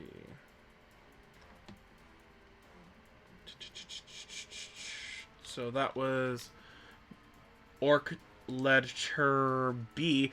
Yeah, all of a sudden you guys see the axe just cleave a hefty chunk and rip open the chest of the orc as that orc falls to its death. And so he's going to kind of and move up to this one and go for a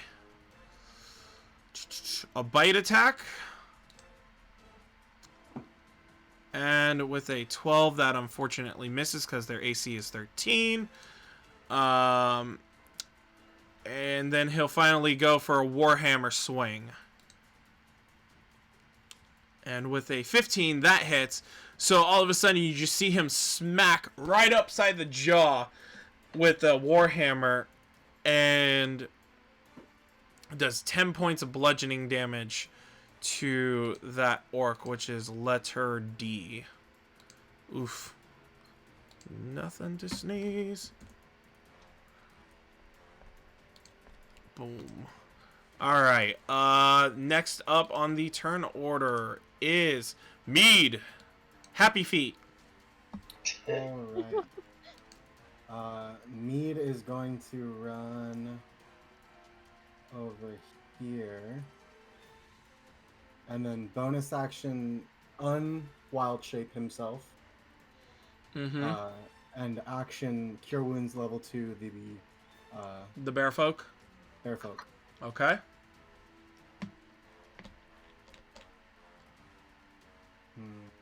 So go ahead and... So it heals for 11. Not bad. It kind of... gives you that... This will be an opener to perhaps him not attacking us when this is over. Yeah, potentially, yeah. So let me do 11 points of healing. All right, so that was your bonus action.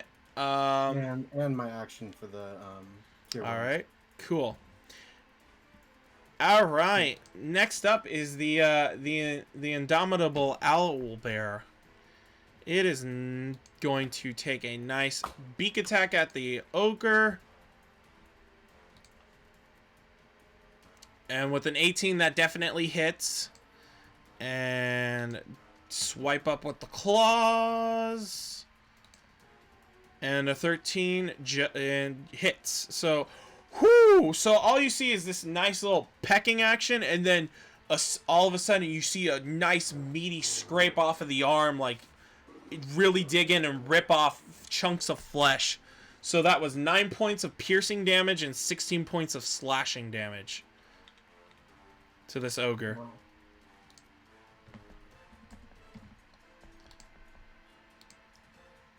Ogre's not looking too hot.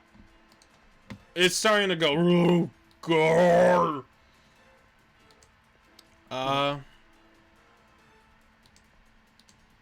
And we are back up turn order. Savatai. Hi. Trying to see who I can actually attack. I don't think anyone's really. I mean, how can I hit the ogre? You are set. Yeah, I would say it's basically 100-foot shot. You are high enough on top of a tree. Yeah. All right, so I guess I'll switch Hunter's Mark to the ogre then. All right, so hold on. Let me get your Hunter's Mark out. Oh God, switch tools. Switch tools.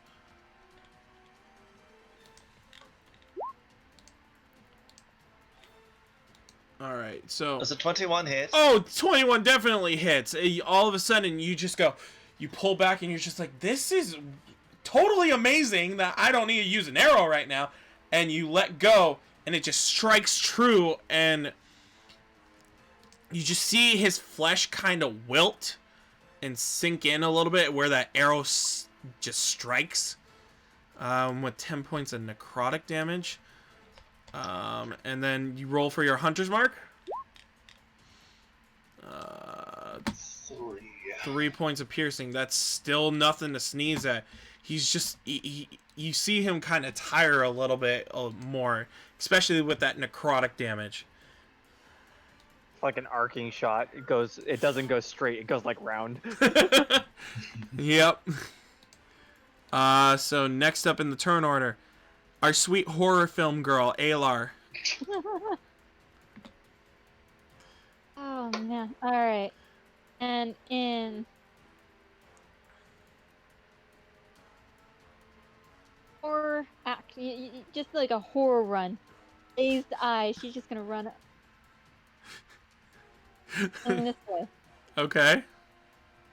She's And going. again, she's going to try to attack within range. I'm gonna use chill touch again to try to get Okay. work this time. Roll for it.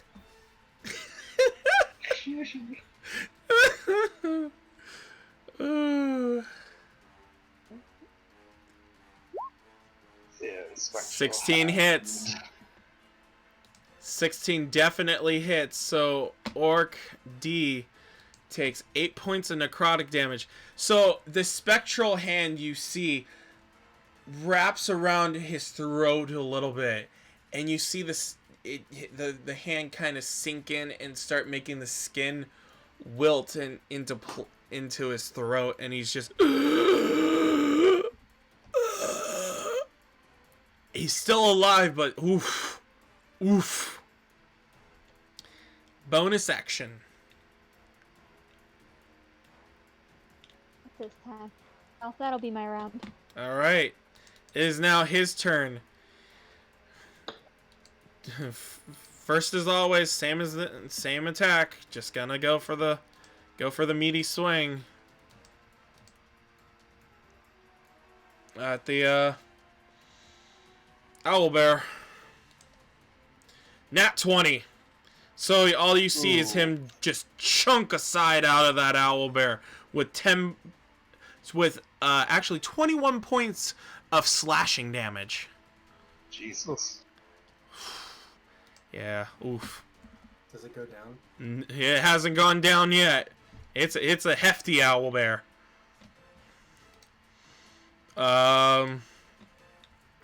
Next orc is going to try to take his axe.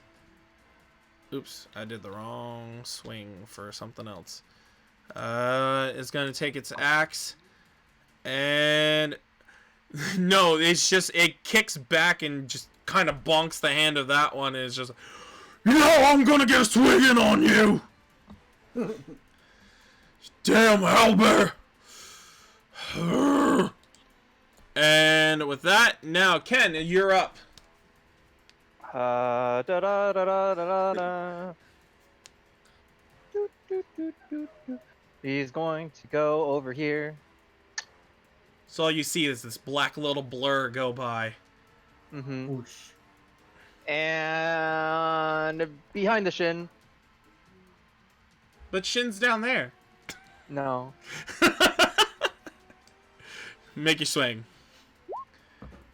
21 definitely hits, and before the creeping rot can settle in, you just puncture him right in the leg, and he goes and goes down.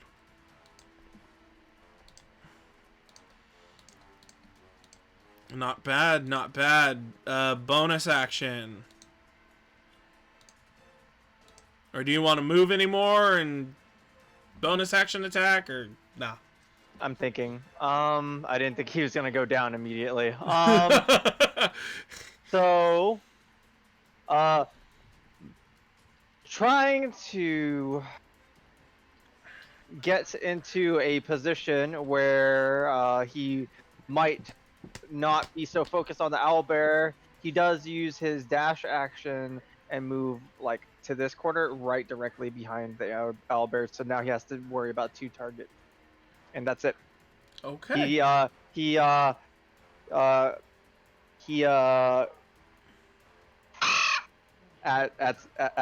ogre. Okay. Roll me a persuasion check really quick.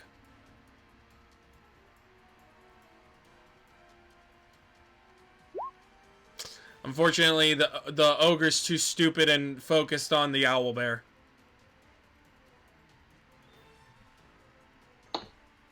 You tried. Stupid ogre, look in my direction.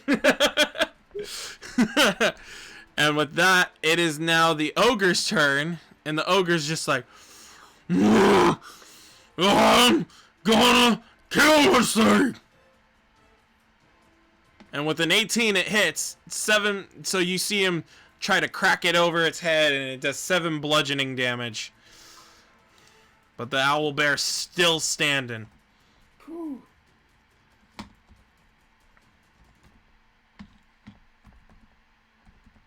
Hold on, I'm trying to. There we go. And with that, now it is. Bloop. Myth, you are up, sir. Alright.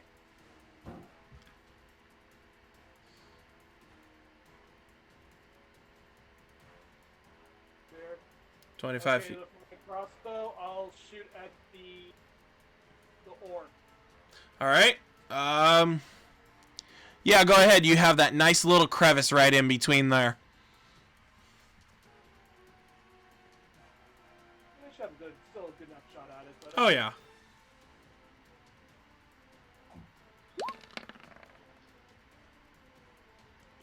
Unfortunately, with an 8, you kind of stick it in the side of the cliff a little bit on that one. Blessing, I don't think I'll be able to improve that at all. Bless. Yeah, no. Unfortunately, it would be, if you even got a max, it would be still under 1 under. So, no bonus action.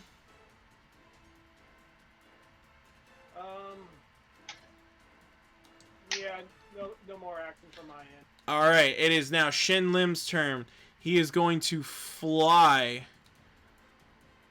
5, 10, 15, 20, 25, 30, 35, 40, 45, 50. He's 15 feet up in the air. He comes just a little bit lower and is like, this is going to be fun. He's going to activate Tase the spell at will. So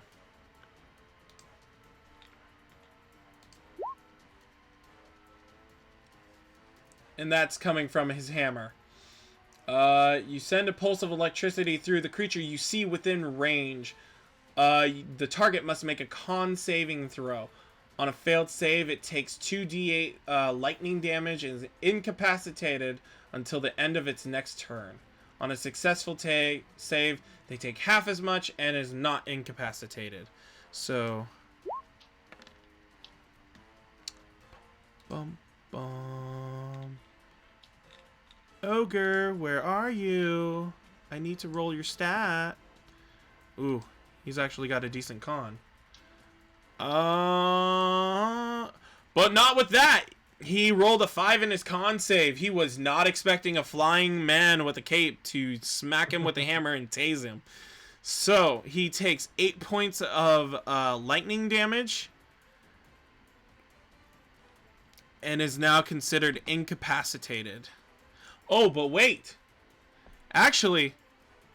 but wait, there's more. But wait. That actually... So all you see is him come down on the head of this creature and send the shock right through the body. You just see the body spaz out. And as you see the hairs the hairs stick up on end, the body crumples over and it is dead. Yay! Thor, aim for the head. Remember, this ain't Thor. This is Shin Lim. Trying to be Thor. Yeah. No bonus action. It is now the Folk's turn. He's going to kind of pass through his owlbear right there and go up to this orc and go. And he's going to go into a frenzy. Be afraid. So, as a bonus action, the bearfolk can trigger a berserk frenzy that lasts for 1 minute. While in a frenzy, it gains resistance to bludgeoning, piercing, and slashing damage from non-magical weapons, and has advantage on attack rolls. Attack rolls made against the frenzy bearfolk also have advantage. So it's like a, if some of you know, it's the barbarian that, Earth itself. yeah. So,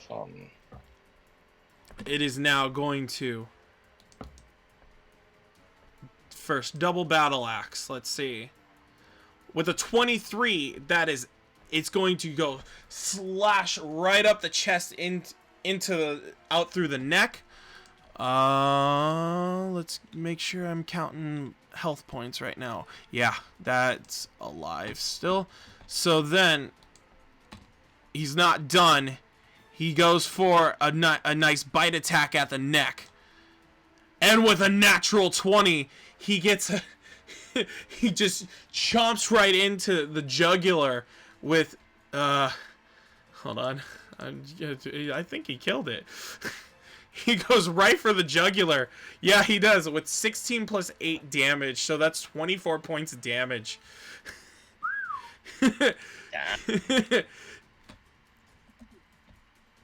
And you just see him rip the neck out, and he's like, and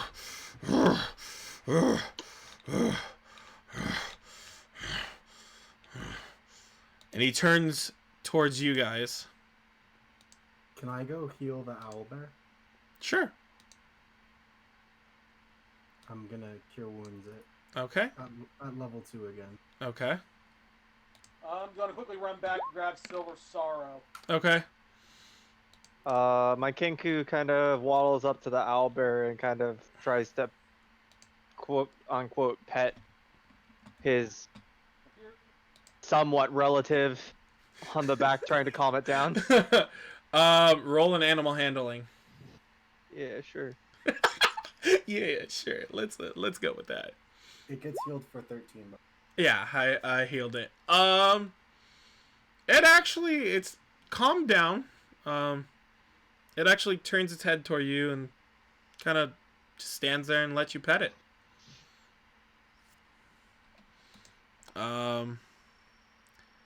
The owl, the bear folk walks up to Mead. Okay, I don't know why this side is not doing a damn thing. Okay, there we go. Now it finally reacted. Well, well, I want to thank you. No worries. He says in common. When I see folks in nature in trouble, I like to act. Alar, are you hiding behind a rock? He's unsure of these two, so he's gonna go and hide.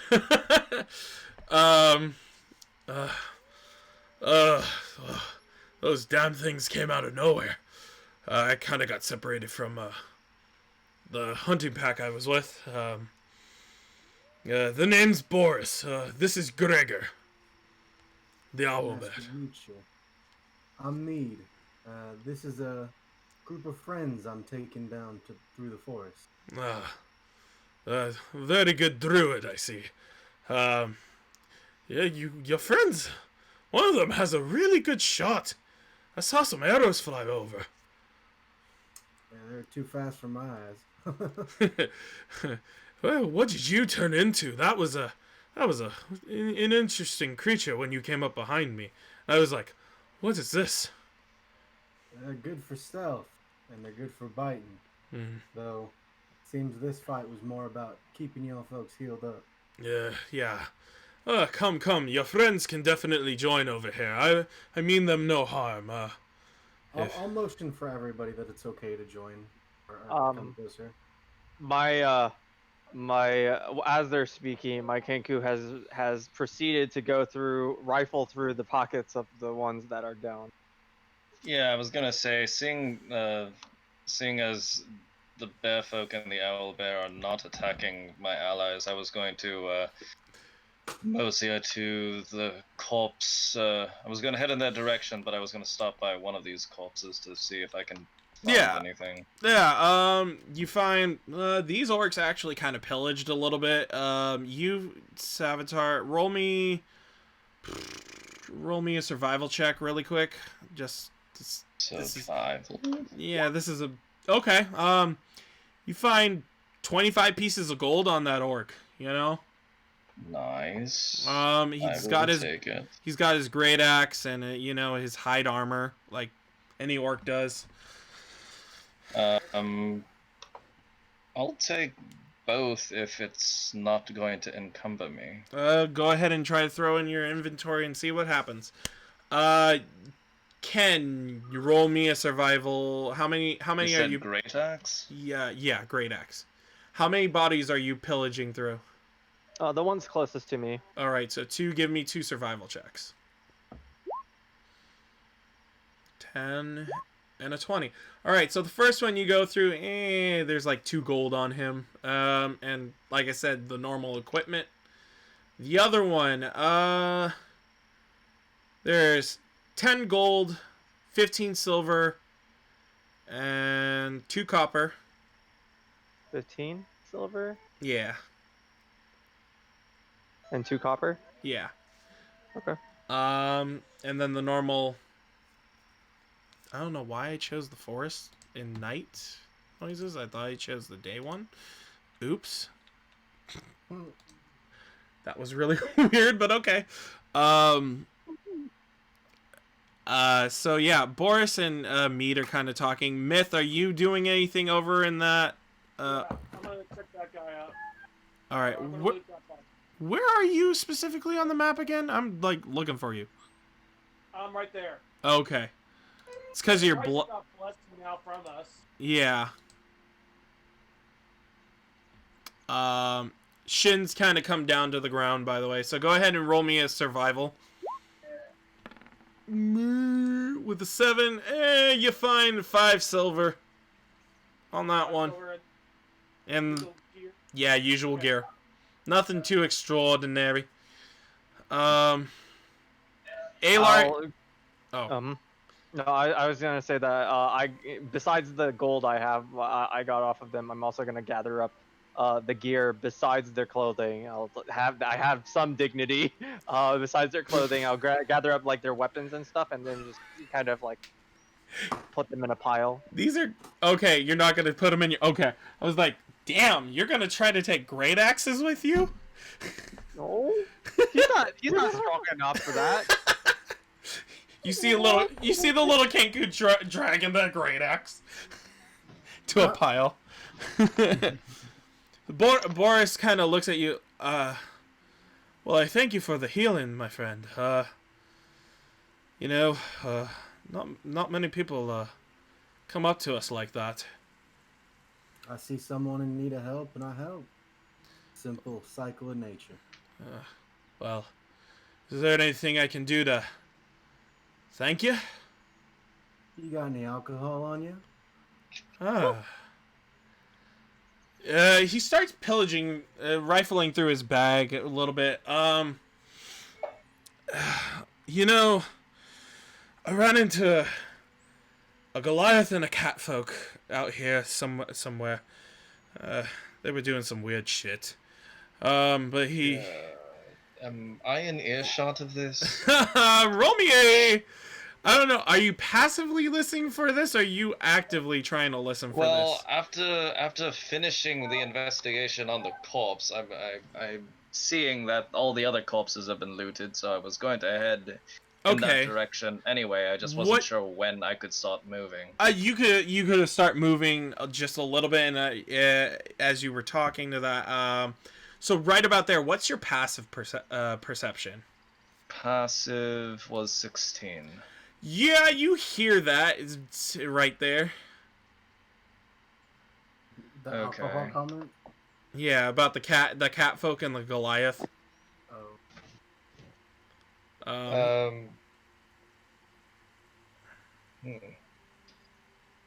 They were,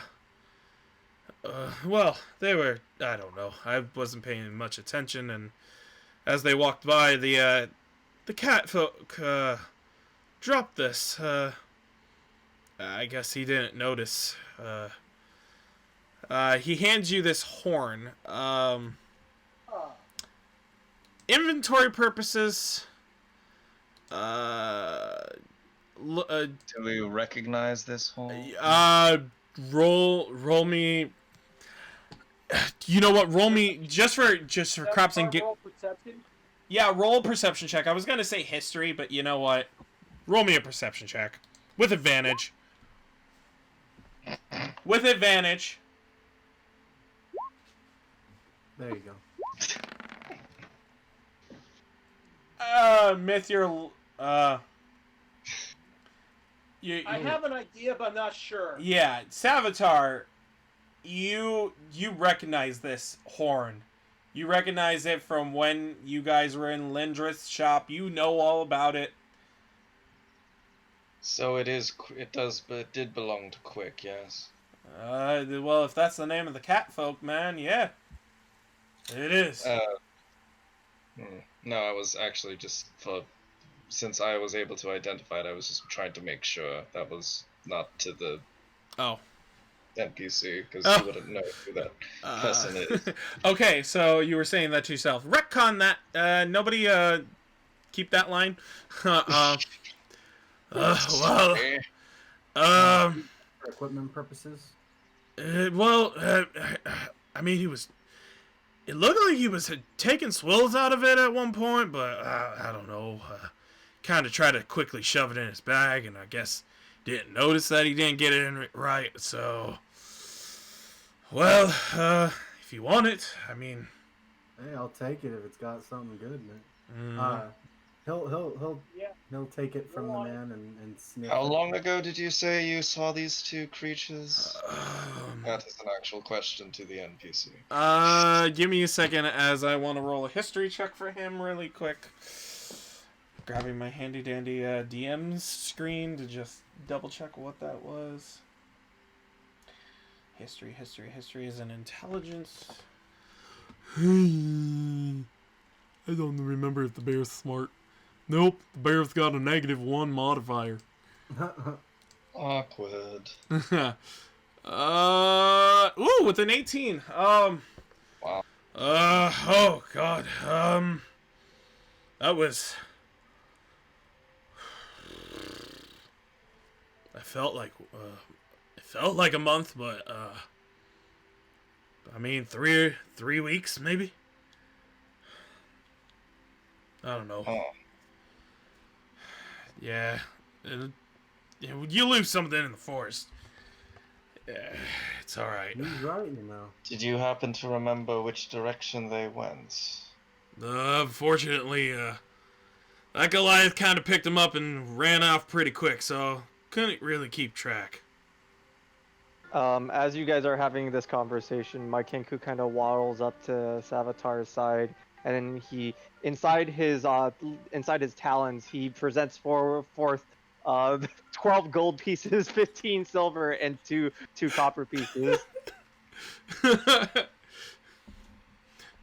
just stare at the Kenku and I'll be like, shouldn't you keep that for yourself, young one? My Kenku shakes his head. I mean, if you insist, I will take the coin from you, but... Shin's like, Ken, you found that yourself. You can keep it. It's not...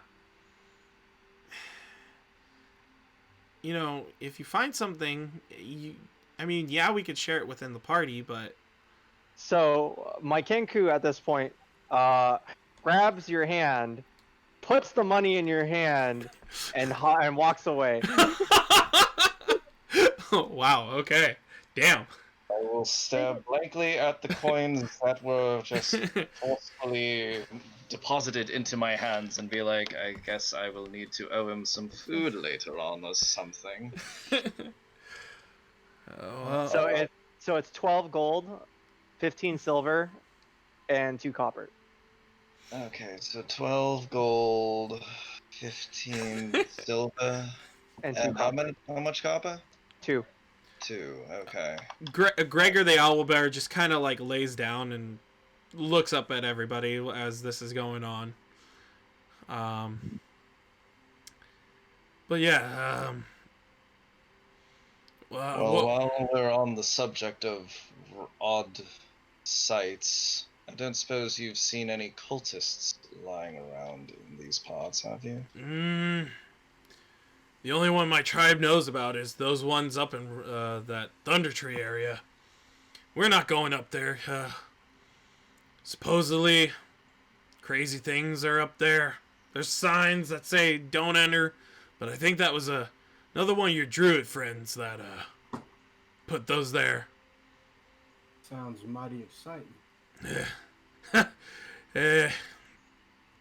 Well, we like hunting what we do. We're not big on going after that stuff over there. We respect Rydoth. You know, well, we respect the druid Rydoth up there. You know,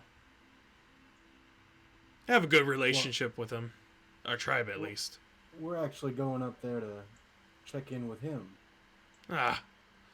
Well, I do wish you guys good luck. Just be careful. I have seen a few goblins and some giant moths in the area, but nothing too big. Thanks for letting us know. We'll keep an eye out. Giant moths, but nothing too big. Okay. Well, I mean, besides the ogres here, I mean, you know, I've heard stories from Cousin and Cholt that there's things called Tyrannosaurus Rexes. Never seen one of those before. Might want to. Savitar, Shin, and Really, you haven't been to town recently. you guys know that there's a smaller version of a Tyrannosaurus man guarding the bar. Almost want to dare the bear folk to go to the town. Well, Alar, are you just staying behind that rock, by the way? Yeah, she don't trust him. You know what? You know what's funnier is that I've been waiting for someone to notice my character just slowly going away. If Shin, anybody, Shin's definitely gonna look around like, wait, where's my son? so if anybody was noticing, he was actually dragging the great axes back to the cart.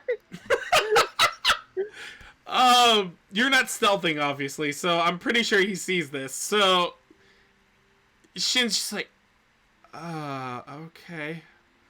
You sure you got that, Ken? No reply. Just constantly continues to drag it away. Boy, that bird is a bit of a busybody, huh? Yeah. Yeah. Well, part of the loot the orc or the ogre body on the top. ogre body. He ain't got much on him, except his club and his loincloth. And I don't think you want to take the. I don't think you want to take the loincloth. No. That's not. What is it, a great club? Yeah, it's a great club. Boris kind of. Yeah, this takes a couple hours, you know, because you guys talk here and there and trades a little bit of stories. Alar is obviously hiding. Does this count as a short rest then? Yeah, we can say it's a short rest.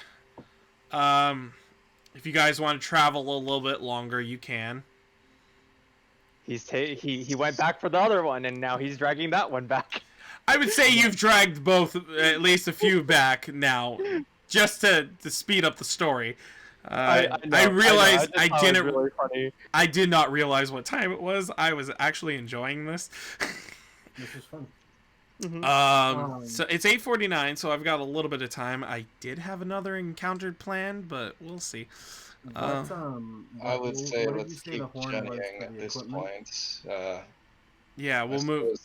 What were you? Is, Yeah, Boris is gonna hop on his owlbear and go. Well, our tribe is a little further out to the east. I think I'm a little turned around right now. I'll find my way with Gregor. Come safely then. Yeah, we'll be good. I honestly thank you. That was again. I hope you enjoy the horn. Well, I think I might. So without that further ado, I shall see you. Hope we cross paths again, my friends. Oh, certainly. And with that, you guys find Alar coming out behind of a rock after he starts going away. I'm gonna just take a real nice swig of that. Actually, really quick, type in horn when you manage equipment really quick.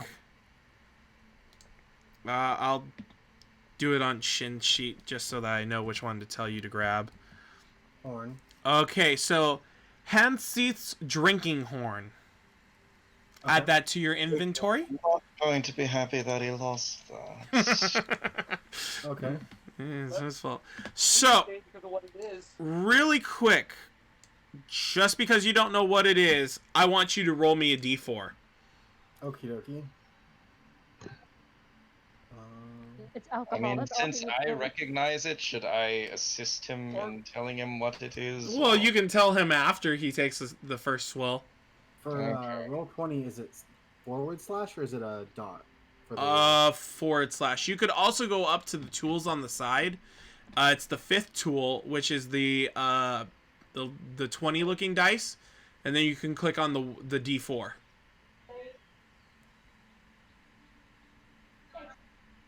in roll 20? Yeah, in roll 20. So I see it. yeah. 3. All of a sudden Elven wine. you taste elven wine. This is the good stuff. I'm gonna take another swig then. All right, so it's elven wine for now. Unless you chug it. Oh no, I'm just taking swigs here and there. Okay. All right. Savitar, what did you want to say to him about that? No, I said my piece. He's not going to be happy that he lost that. And just continue. Well, I suppose at this point I'll just retrieve my horse, as I assume we're moving forward. Yeah, you guys are moving forward. It's roughly 2 o'clock in the afternoon. You have a little bit more travel to do. For an afternoon travel, give me perception checks. And we will...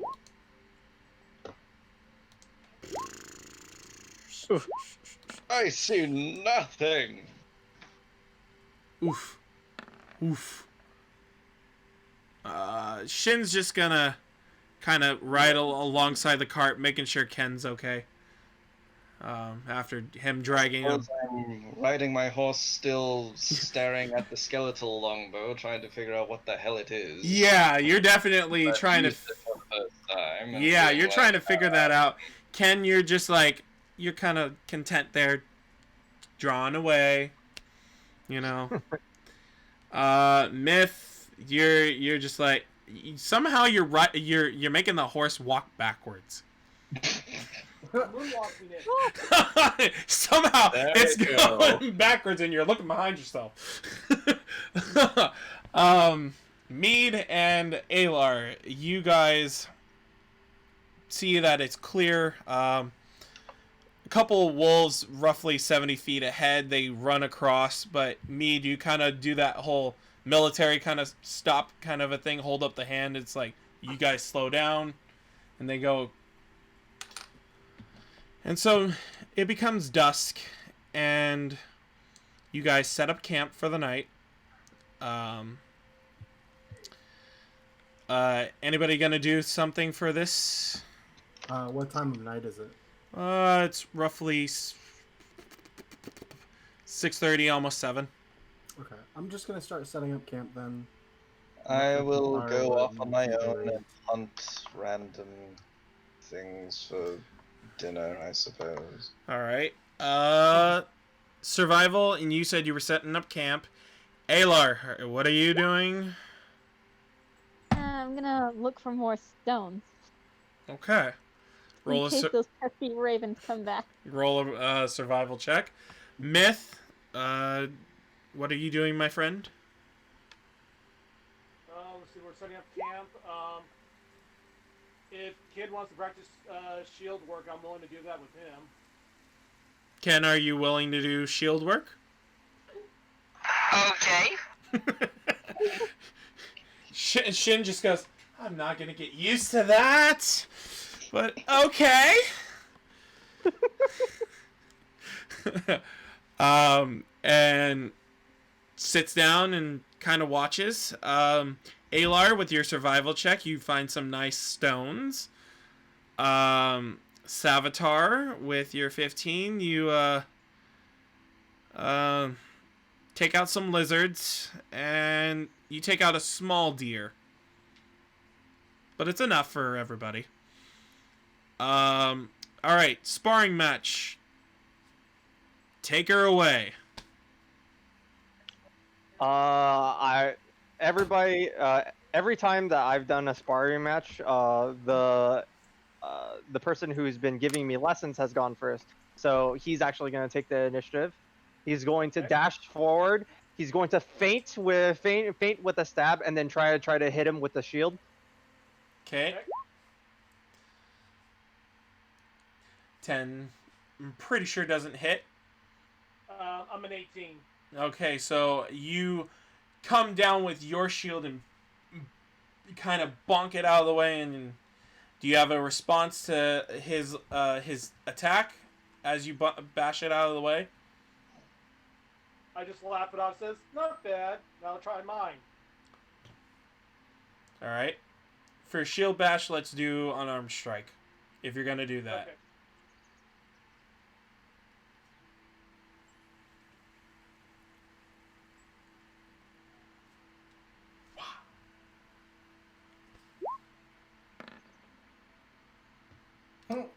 It was better. Does an 11 hit you? No. It's Okay. literally one number higher on everything. So, as he comes down to try to bash you with the shield, you kind of duck under and press up with your shield. Mm-hmm. Uh, I actually, as well as that, I grab his shield and then I try to use that opportunity to try to stab at his chest. Okay. 18, you said, right? Yeah, so that was close. So as you do the dagger, it just goes right into the chainmail, and just like with Shin, it just stops right there and it doesn't pierce. Yep. Ah, so that's how you want to play it, hey? Uh-oh. Ah! As he tries to shake you and bash you into the ground, you hop off of the shield. All right. Hopping off the shield, I throw my dagger at him, and just hop off behind him. Okay. That just hits. Right? Yep. So you kind of nick him across the cheek with that dagger throw for 1 point of meta damage.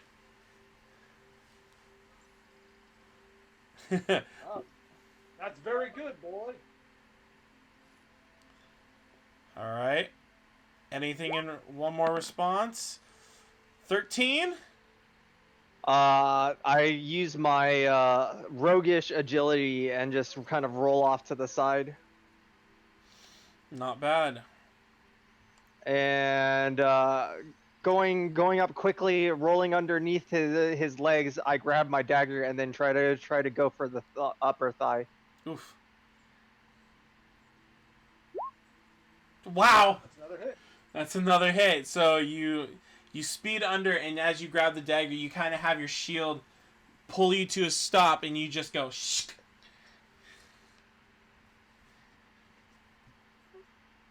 All right. Good, kid. And he comes down, turning around with his shield to bash you right on right onto the back. And he squished. He kind of he squirms underneath your shield. And that's the lesson for today. I think that, I would. So as Myth brings up his shield, Shin's just like, wow. I would say the next lesson that you have, and once that's complete, you will be proficient with shield. Next, after like the next morning lesson. So, you guys eat up. Alar's got her rocks in her arms as she's eating. And so, as we get into this, who's taking watches? Go ahead. I was gonna go first with whoever. Okay, so that would be. So who's going first with Ken? Suppose I'll watch with the kid. All right, so Savitar and Ken. Alar, you said second? Yeah. All right, Alar, second. Who's third? I'll take third watch. All right. And Shin will take the final watch. So as all of you, well, most of you go off to sleep. Before I sleep, I do, like an hour before I sleep, I do my meditation. Your little moon ritual? Yeah. Go ahead. That's fine. My Kenku actually joins you. Just because. Aw. So cute. He tries to mimic the movements that you are doing, and as you bow down low, he tries to do it as well, but I don't think he got the position correctly. All right. Roll a performance check with disadvantage. Sure. Ken. Wow. You know, for a 15, it's still it's a little wonky, but you know you're it's a little wonky, but you're still doing okay. Mm-hmm. You're not like butchering it, but you know, not like in that one. It's because he's watching Mead intently and taking notes. All right. Well, first watch. I'll let you guys roleplay anything out, and then I would say Savitar will get a perception check with advantage. So my Kenku actually did have something prepared for Savitar, just because he wasn't able to talk about it earlier, and so he has it already written down inside his notebook, and he presents it to Savitar. It says the money is for what is part of what I owe you. Oh. I wasn't aware you owed me anything. He writes again. Back for when you guys bought him all that gear back in the store.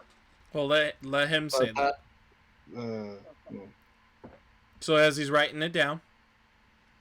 Well, yes, he'll write that. He'll write that down. But he's also writing down for this quest of helping my brother.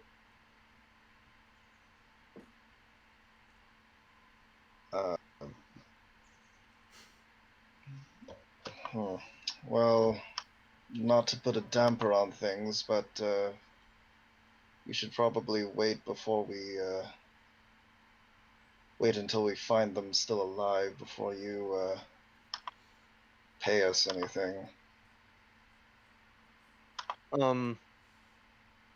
In his notes, he starts scribbling away again, and it takes him about a minute to be able to get all of his thoughts down, and he tries to word it properly.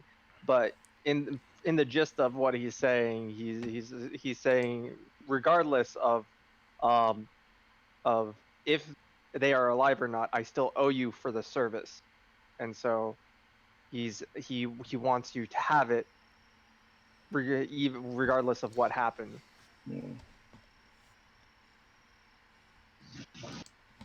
Well, I will graciously accept then. Seemed quite more honorable than I first thought, considering you had stolen our gear before, but for what it's worth, I apologize for trying to kill you when we first met. He shakes his head vigorously, and he clasps his hands and then shakes it down with a firm shake. Not quite sure what you were trying to say there. He's honestly kind of tired of writing, so. Well, you just rest up, little one, and we'll do everything we can to save your brothers.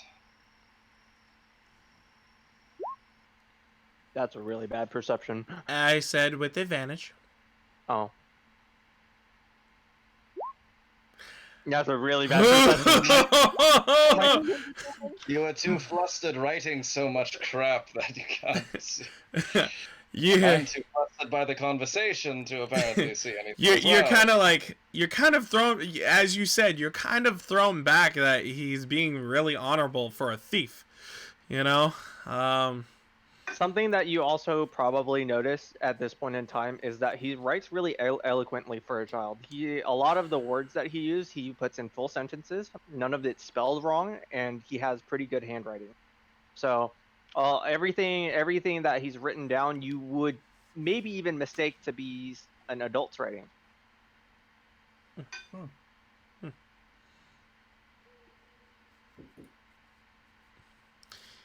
And with that, as you guys don't have anything happen, move on to Little Shop of Horrors.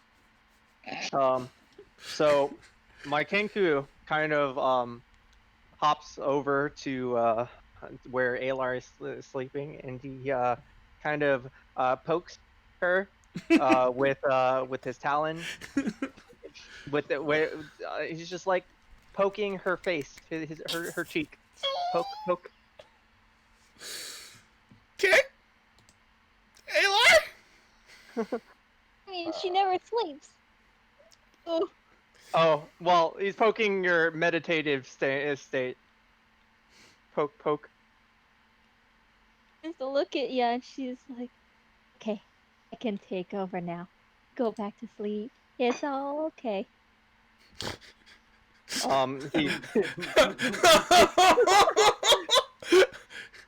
I would my say. Kenku, I would my say. Kenku, go ahead. I would say that's open for insight if you want to insight that, but Okay, sure. I don't mind. I'll do that. Alar, are you being deceptive by any chance? That may not even be Alar. I know, that's why I'm like, So also interestingly enough, he goes up to her ear and whispers. Oh my god.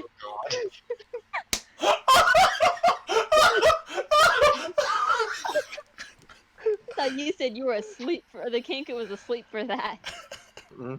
I also messaged the DM from in his personal DMs that I was actually awake and pretending to. Yep. Wow. He slept a little bit, but then he stayed awake for that, and as soon as that was done, he went to sleep. So. Oh dear. Alar, any response to that? There's more where that came from, kid. Go back to sleep. Whoa!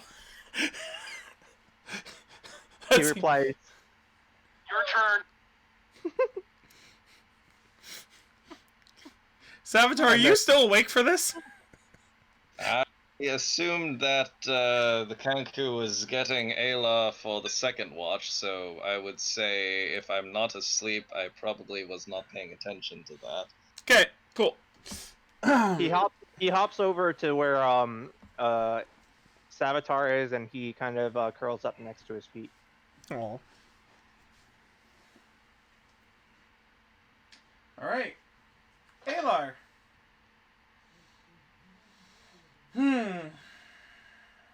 Well.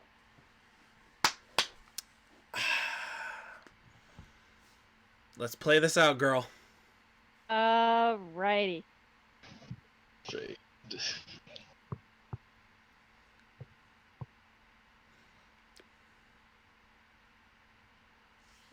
I mean, So. she's gonna start her watch, but start like Alar's mind's gonna start wandering off as she's looking over. Less and less, Alar can't really see.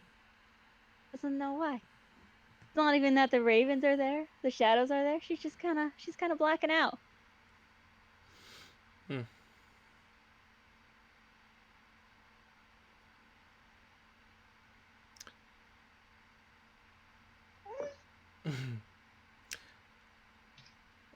Roll me that deception check.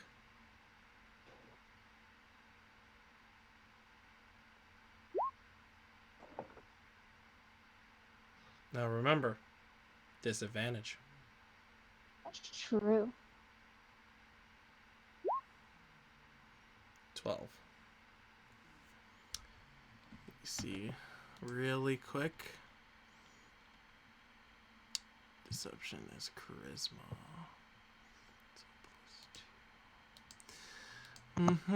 And this is at advantage.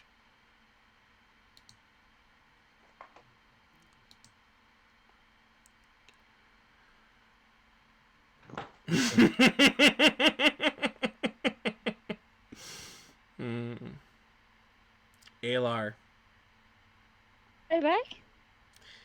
you, Alar, have blacked out. Something. I'm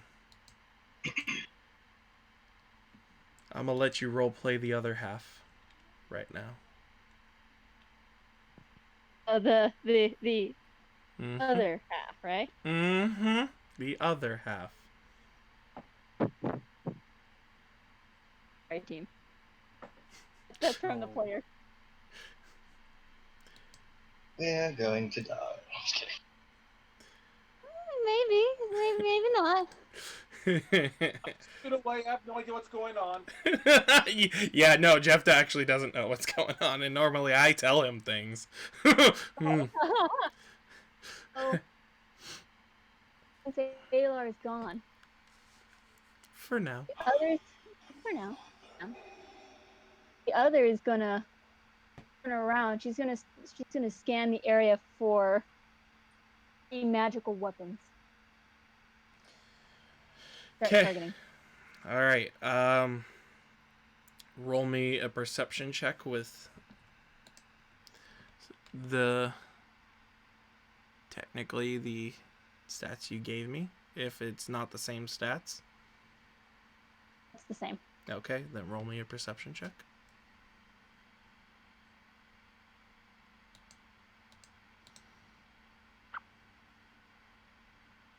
Perception, right? Yes. Okay, you cut off right as you said it. Oh, Wait a sorry. minute. Perception, yes. Oh, it's all good. Wait a minute. And you use the other sheet, correct? Technically. Yeah. Technically, yeah. Oh, yeah. Yeah. Sure, let's go. Cutting out for me. I'm like, wait a minute. You were roboting too. Hold up. Okay.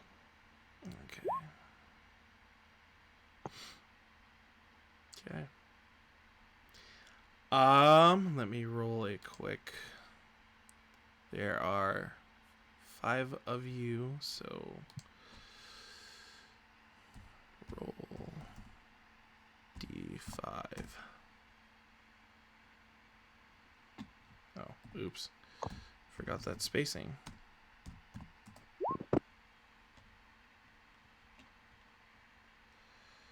So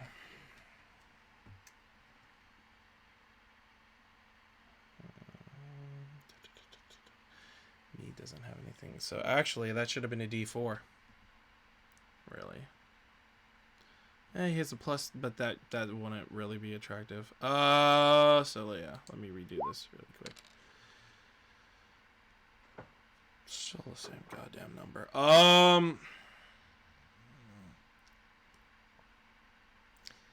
Shin got chosen on that one. He shall be sacrificed. Oh, rip in peace, portion. I'm targeting Shin. Yep, you're targeting Shin. All right. Ain't gonna be gentle about this. She's gonna push on over and grab him up by the scuff of his cape. Oof. All right.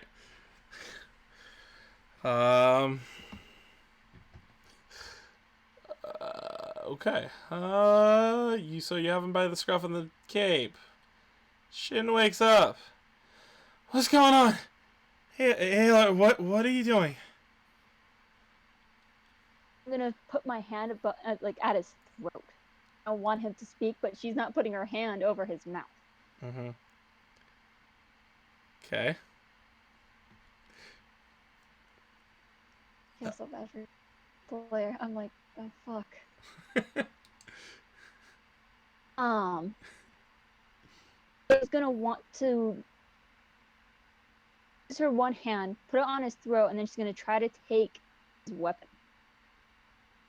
Okay. Ain't gonna say a word. Just gonna try to take the weapon. Roll me.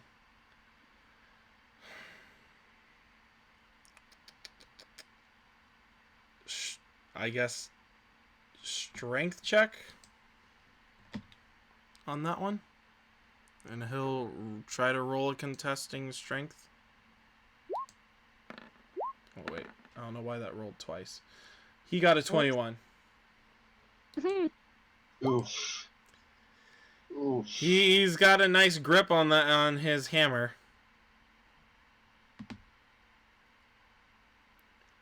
Alar, what are you doing?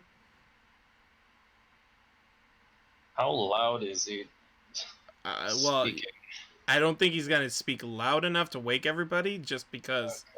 Okay. Hand at throat. Point.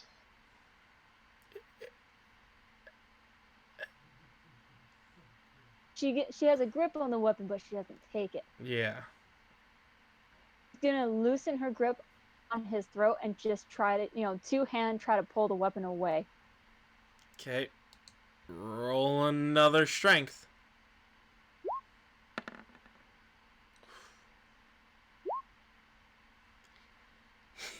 he's not letting go. Why are you? What is wrong with you? What, Alar? At this point. At this point, The what? other is gonna be oh, sorry, I was pausing. The other is gonna be using what is it? Mataguri. The Mataguri? Thaumaturgy. There we go. Thaumaturgy. Thaumaturgy. Oh, she's gonna use Thaumaturgy. Change the appearance of her eyes to pitch black. Oh god. That's Wait. an effect for 1 minute. Oh yeah, I know. Whoa, what's Alar?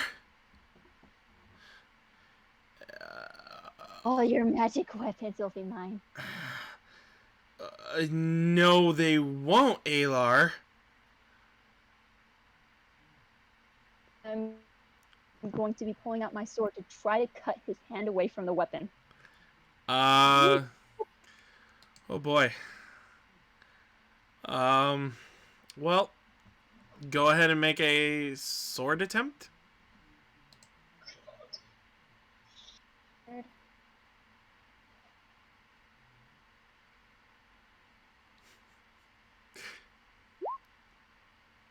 Oh. Wow, you would get his AC. Wow. Wow, you would get his AC.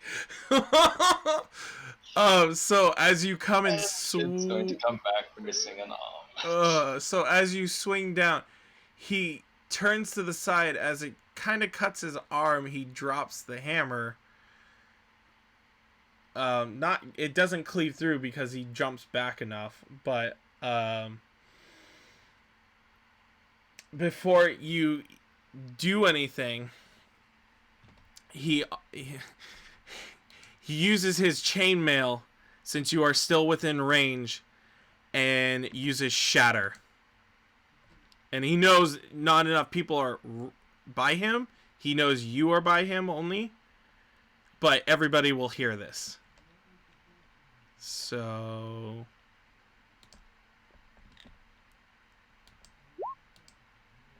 and this one is a DC 16 Constitution saving throw.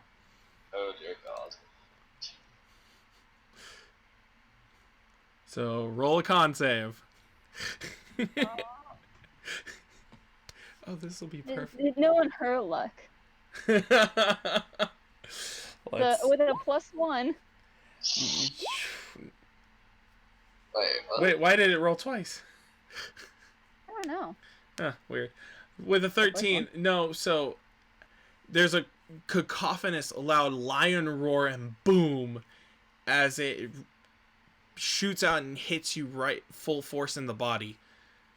I assume we wake up at this Oh, point, you right? guys definitely wake up hearing this.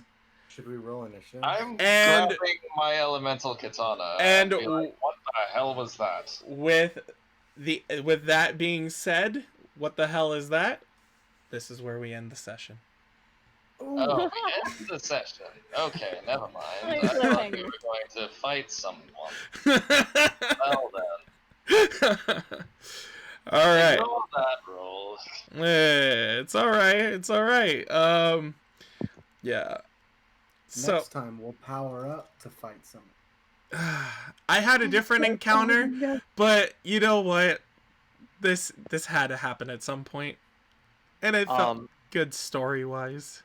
I'm gonna really wonder why you guys keep this person around. My Kenku was actually threatening this individual when they were having that conversation earlier. So the fact that they didn't heed his warning. They didn't know that. Oh, I know. I know. I mean, everything that comes out of my Kenku's mouth has to be interpreted. So it's interpreted either way on how you guys would interpret it. But what he was trying to do was to threaten. All right. Yeah, I did not get any of that, so. Threaten who? Threaten, quote unquote, Alar, but not Alar. So. Yeah. Y'all can figure it out. You can.